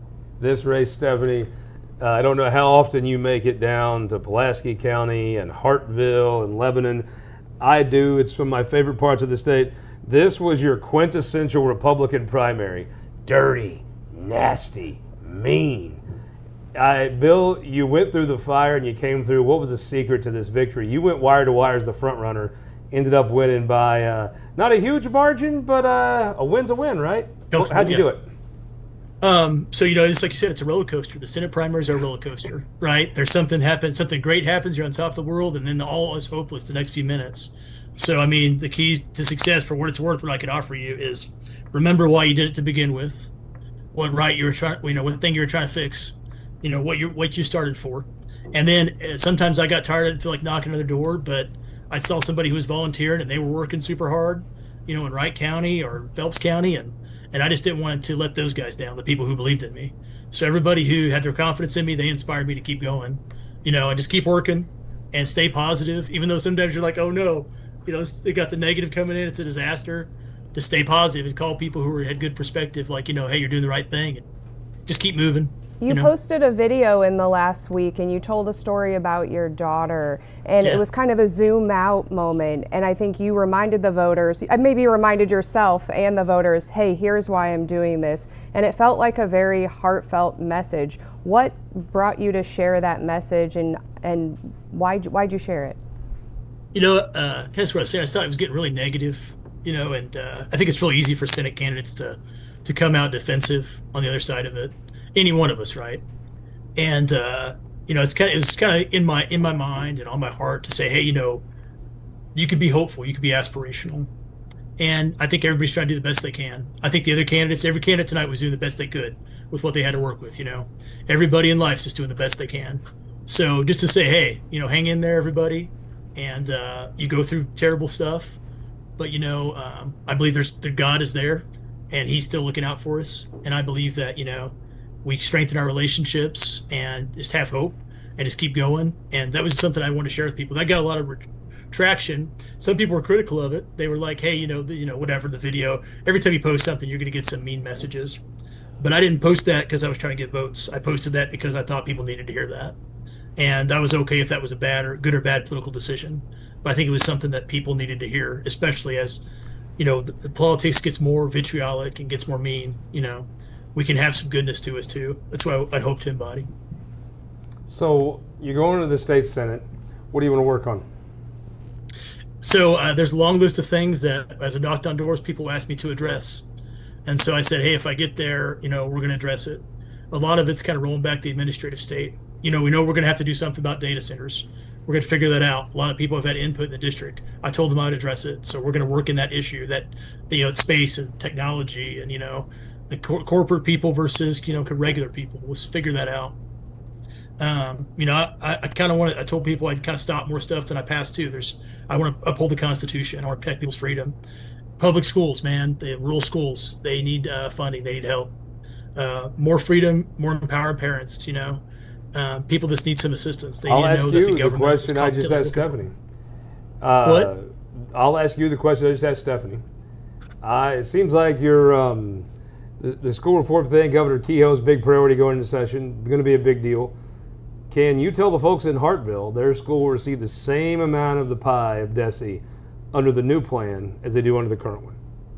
Yeah, no, at the end of this race, I got a lot of commitment from public educators, and I made a commitment to them to prioritize their schools being vibrant and funding. So that's my commitment. On the issue of the bills that come down the pike. People in Columbia go to a charter school? Does it matter to anybody in Lebanon if I think that there's a place for choice for sure. The parents in power, I believe in that. I think that we need to make sure our public schools are vibrant too. And that I'm not you got to be thoughtful about it. I just have a thoughtful approach to education and just kind of uphold what I promised to on the campaign trail. Bill Hardwick, congratulations on an incredibly hard-fought race. You deserve a night off and some time to celebrate. But that's not going to happen, is it? Because I happened to find out you got a promotion in the Missouri National Guard, and that promotion happened to come today, but you kept it under wraps out of professionalism. Yeah, that's right. I got selected for a 06 position. I'm not pinning on yet, but I'll be a full bird colonel in the Guard before too much longer. So that's pretty exciting news. I got both the things happen on the same day. That is an outstanding day. That amazing promotion at the same time as you win this very hard-fought state senate primary. What a great night for the Hardwick family. Please tell your wife I said congratulations and have a great night, Senator-elect. Thanks for your kind words and thanks for the time. Thank you, guys. So let's go back to Jake one more time before we start to wrap up here. Jake, you got some more calls for us. Scott, I got a ton. St. Louis County has come in, so a lot of the Democrat races will be coming in now. First off, in House District 3, we can call that race for the Republicans over there. Jeremy Mosley has won that race in House District 3. Moving on, another race closely watched by some House members. House District 92, that would be a Republican going to face off against Michael Burton over on the Democrat side. We can now announce that Kenneth Abram has won House District 92's race as well. Moving on, another big race. This has been a huge race as well because of the people running. The race in House District 144 with current Representative Tony Harbison and former state rep Chris Dinkins facing off against each other. This was a very embattled district. We can now announce that former Representative Chris Dinkins will be returning to the state house. That is all for the Republicans, but the Democrats have a string of races we can call as well. Starting off with one of everybody's favorite Democratic state reps, Representative Marlene Terry has won her primary challenge in House District 66, defeating her challenger. We can now move on in House District 68. Freshman Representative Kem Smith was seeing a serious challenge from another member of the Mosley family, Janae Mosley. We can now announce that Kem Smith has won re-election against Janae Mosley. That's another name to keep an eye on in the Democratic caucus. She's said to be an up-and-coming leader of the House Black Caucus as well, so keep an eye on her. Over in House District 73, the race to replace Rachel Prouty, who's now going to the Senate, we can announce that Kennedy Moore has won that four-way primary. That was a huge deal as well. In House District 74, we can also announce that incumbent Marla Smith has won her re-election campaign against her primary opponent. In House District 75, the Mosley scored another win with the re-election of Chanel Mosley to the State House. And moving on, a son of UCM, I can proudly announce tonight that in House District 83, Ray Reed has defeated a serious primary challenge in Brentwood Mayor's David Dimmitt. Ray Reed has ran a serious campaign over there. It has been a tough battle, but Ray Reed has won tonight his re-election to the State House. We can also announce that in House District 85, incumbent Yolanda Fountain Henderson has won re-election as well. We are getting close to finishing up all of the House Democrat and state Republican races here in just a second. Jake, thank you for everything all night. We certainly appreciate it. It looks like everything has been called. We still don't know who Ann Wagner is going to square off with or Wesley Bell. Looks like those results won't be in before we go off the air. Let's go through the list.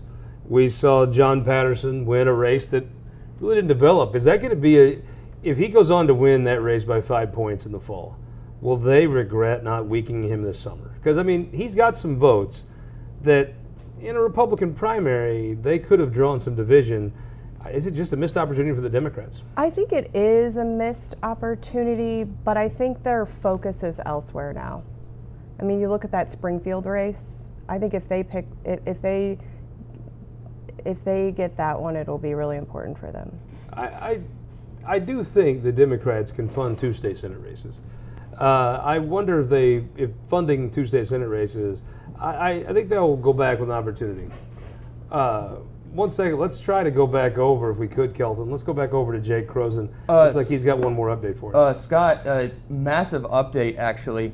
It has just come in on the Secretary of State's website that Curtis Trent has won re-election by 115 votes. Oh my God. Currently on the Secretary of State's website, it has Curtis Trent at 50.49% on his on the website there. That could be something to watch. I don't know if there's a clerical issue in the counties right now, but Secretary of State's website has Curtis Trent winning. Springfield has always had some wonky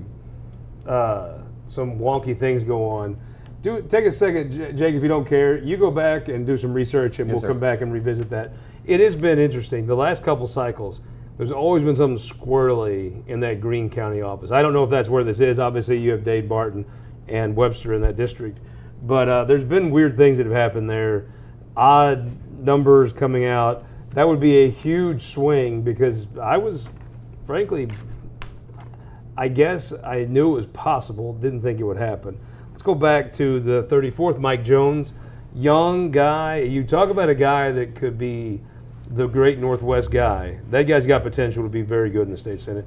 A lot of political talent. Super dynamic, in a room full of people. You're paying attention to what he's saying. That's right. He's got a crowd around him. I think he has a bright future. I tend to agree with that. I think that's a dynamic is an excellent and accurate word. Gina Mitten, I tell you, Gina Mitten, Rachel Prouty. They beat 2 men. That is becoming, it's more than, it's a trend. If you are a woman against a man in a Democrat primary, it's a significant advantage. And I think also, a lot of times that being a woman was maybe a disadvantage in a lot of primaries around the state. In a Democrat primary, it's now a significant advantage. I think we've closed the door on that. I think you're right. You even look at Congressional District 2, that primary, where you've got Fred Wellman, who spent a lot of money and worked very hard. He's nip and tuck with a woman who has not probably campaigned or spent as much. Jake Vogel, one of the top issues of stories of the night. All night he was up, he was down. Then he came in and ended up winning a very close race by a small margin. That race probably was the dirtiest and nastiest in the state, but he fought through it and won. I would think that's true. And you've got 2 people. I mean, he's got name ID from his dad being in the Senate. You've got Rudy Veit, who has great name ID in Cole County. They both fought really hard, and ultimately it really came down to a 2-way race. Folks initially thought that maybe Ike Skelton would change it up a little bit, but it really came down to those 2, and it was close. It was close. It was up and down all night. Mike Deering, Tricia Burns. This was a race that had a ton of money spent. It was she filed the last day. She was running for something else. Came in. It was tons of attack on Mike Deering. The old country boy hung in though, didn't he? And I think with respect to Greg Sharp's election and Mike Deering, the story really there is the margin. Maybe Missouri just loves farmers. They should. Then you've got Bill Hardwick. If there was a runner-up to nastiness, it would have been this. Hardwick started the campaign as a front runner, took all the shots from both sides from his 2 opponents, survived it, ended up winning, and became a full colonel in the National Guard on the same day. Congratulations. It's a big deal. You mentioned Greg Sharp, Dusty Blue, Sam Alexander, Brad Pollitt. I think folks would have probably thought Brad Pollitt was the leader in this race, but coming into the start of the campaign season, I think there's a lot of folks that didn't understand how much Sam Alexander had worked that district. He knocked the heck out of that district and was doing it back last fall. Ended up winning a race pretty handily. Jill Carter really probably was fine the whole time. It was more of an interesting race than a competitive race. But a lot of money spent. Tons of money spent. Let's go back to see what Jake Kroesen has found out. Jake Kroesen, what have you found out about the 20th district that we thought was over? No, the Secretary of State's website was messed up. If you have an issue with that, please call McKenna and tell him how upset you are with that. But no, that race is closed, 53-46. But yes, the Secretary of State's website just hadn't updated it, but it was. So you are saying that Lori Rook has won that district. Got it. So the big takeaways are 5 goes down hard, along with 4. You hope it's not the end of those conversations, but 5 and 4 goes down. I think the margin 4 and 5 went down, makes the victory for 1 even more significant. Maybe people do read these things a little closer than folks think, because 1 and 2 they took a very different stance on. They did, and we talked about how hard it is to get a yes vote, but I think 1's going to walk away with 80%, and that is what I think they got in the last cycle as well. Yeah. But people love their parks. I would say the county executive races, you're going to see, you saw St. Louis endorse higher taxes de jure. I watched St. Louis people every cycle. They will come down and they will want to, they'll vote for all these high taxes, but they want folks in Jeff City to fix their problem. The entire county just voted for Jake Zimmerman, the person who's been raising their taxes. So if I was a taxing entity in St. Louis County, it would be green light on raising taxes, right? I mean, the standard bearer for high taxes just got a big promotion. He certainly did. Tim Whitney is a name you're going to hear. Jefferson County executive is going to be a big deal in the Republican Party. Dave Schatz, reelected handily in Franklin County. Jackson County, see Stacey Lake. That is an office that you could actually build a bench from. You can raise money in that office. You got a high profile. We'll see Stacey Lake in the future. She's kind of the Tim Whitney of the Democrat side, I think. Then I think the biggest story of the night in these county races is Steve Ellman being reelected, and by a good margin. It has to be by a big margin. I think a lot of people would have guessed a lot closer. I'm interested. You're having a contest, right? I'm interested to see. We got to see who. We got to find out from Jake Kroesen. What was the percentage of folks that answered Ellman or Eigel on that? I bet you a ton of folks said, I hope Steve Ellman wins, but I think Eigel's going to win. So biggest stories of the night, I think 4 and 5 going down. I think Curtis Trent losing. I think that the wave of angry, there was a wave, but it wasn't a tsunami. It was just a wave of angry. Yeah. And I think it's going to be very interesting to see.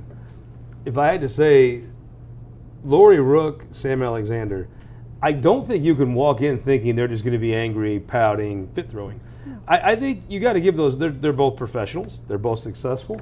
I think you got to see how they approach being a senator, because I think sometimes you paint with that broad brush. I think those two deserve the ability to chart their own course and see what kind of senators they're going to be. Plus, we've seen it very, very often. People that have never served in the House or elected office, they come to the state Senate. And the way you don't recognize them by year 4 how they were year 1. So I think there's going to be a big push to paint them as, oh, they're going to be nuts and just pout and yell. And another question is, will there be some formation of a caucus, or will there be separate alliances? I think Jim Avery's too smart for that. Okay. I also think I don't think he did Bill Eigel any favors. I think there'll be an informal working relationship, I have no doubt, as there has been in the Missouri Senate on scores of issues. I think Jim Avery's too smart to form a formal caucus, but I've been wrong before. Okay. Stephanie Bell, this has been so much fun. I want to thank you so much for joining us. We went from the polls closing now to what are we at? About almost 11 o'clock. Got to thank Kelton Turner and the Kelton Cam. Thank you so much, Kelton. The person that put all of this together. Stephanie and I sit and talk, but it's that man right there that made this whole thing work. We have Jason Bagley in the back. We had Bryce. We had Ashley come in. We had Pat Thomas, Will Wheeler, always Jake Kroesen with us. Got to thank all of our guests. We always lead off with Ann Wagner, all the way up through Senator Bill Hardwick. It has been an election night that is, when there's a theme, it's simple to describe it. Tomorrow on Wake Up Missouri, I'm excited to see how you describe this election. I have to come up with a theme? Well, how do you describe it? It was not a watershed for anger. It wasn't a watershed for effectiveness. It was a mixed bag on a lot of fronts. It was. I think there's going to be a lot of analysis, and I think not only a conversation about where Missouri voters are at, where the state's headed, what the future of campaigns look like. You said signs don't vote. We talked about all the activity on Facebook. I think that's an open-ended question for me. Where do you spend your money most effectively? I'm with you on that. I think there's an interesting, the answer to that I think is evolving, like every piece of technology. Like the way I listen to your radio show has evolved since you've done the show, which is what, 4 or 5 years? 4 or 5 years. Yeah, since I had a radio, now I listen on my phone. Even in the truck, I listen on my phone. So I think the way campaigns will change as well. We will be back. What are you doing 3 months from now? I'm probably working. As we talked about earlier. She's probably suing someone 3 months from now. We will be back here for the general election edition of election night in Missouri. Until then, we will see you Sunday on This Week in Missouri Politics.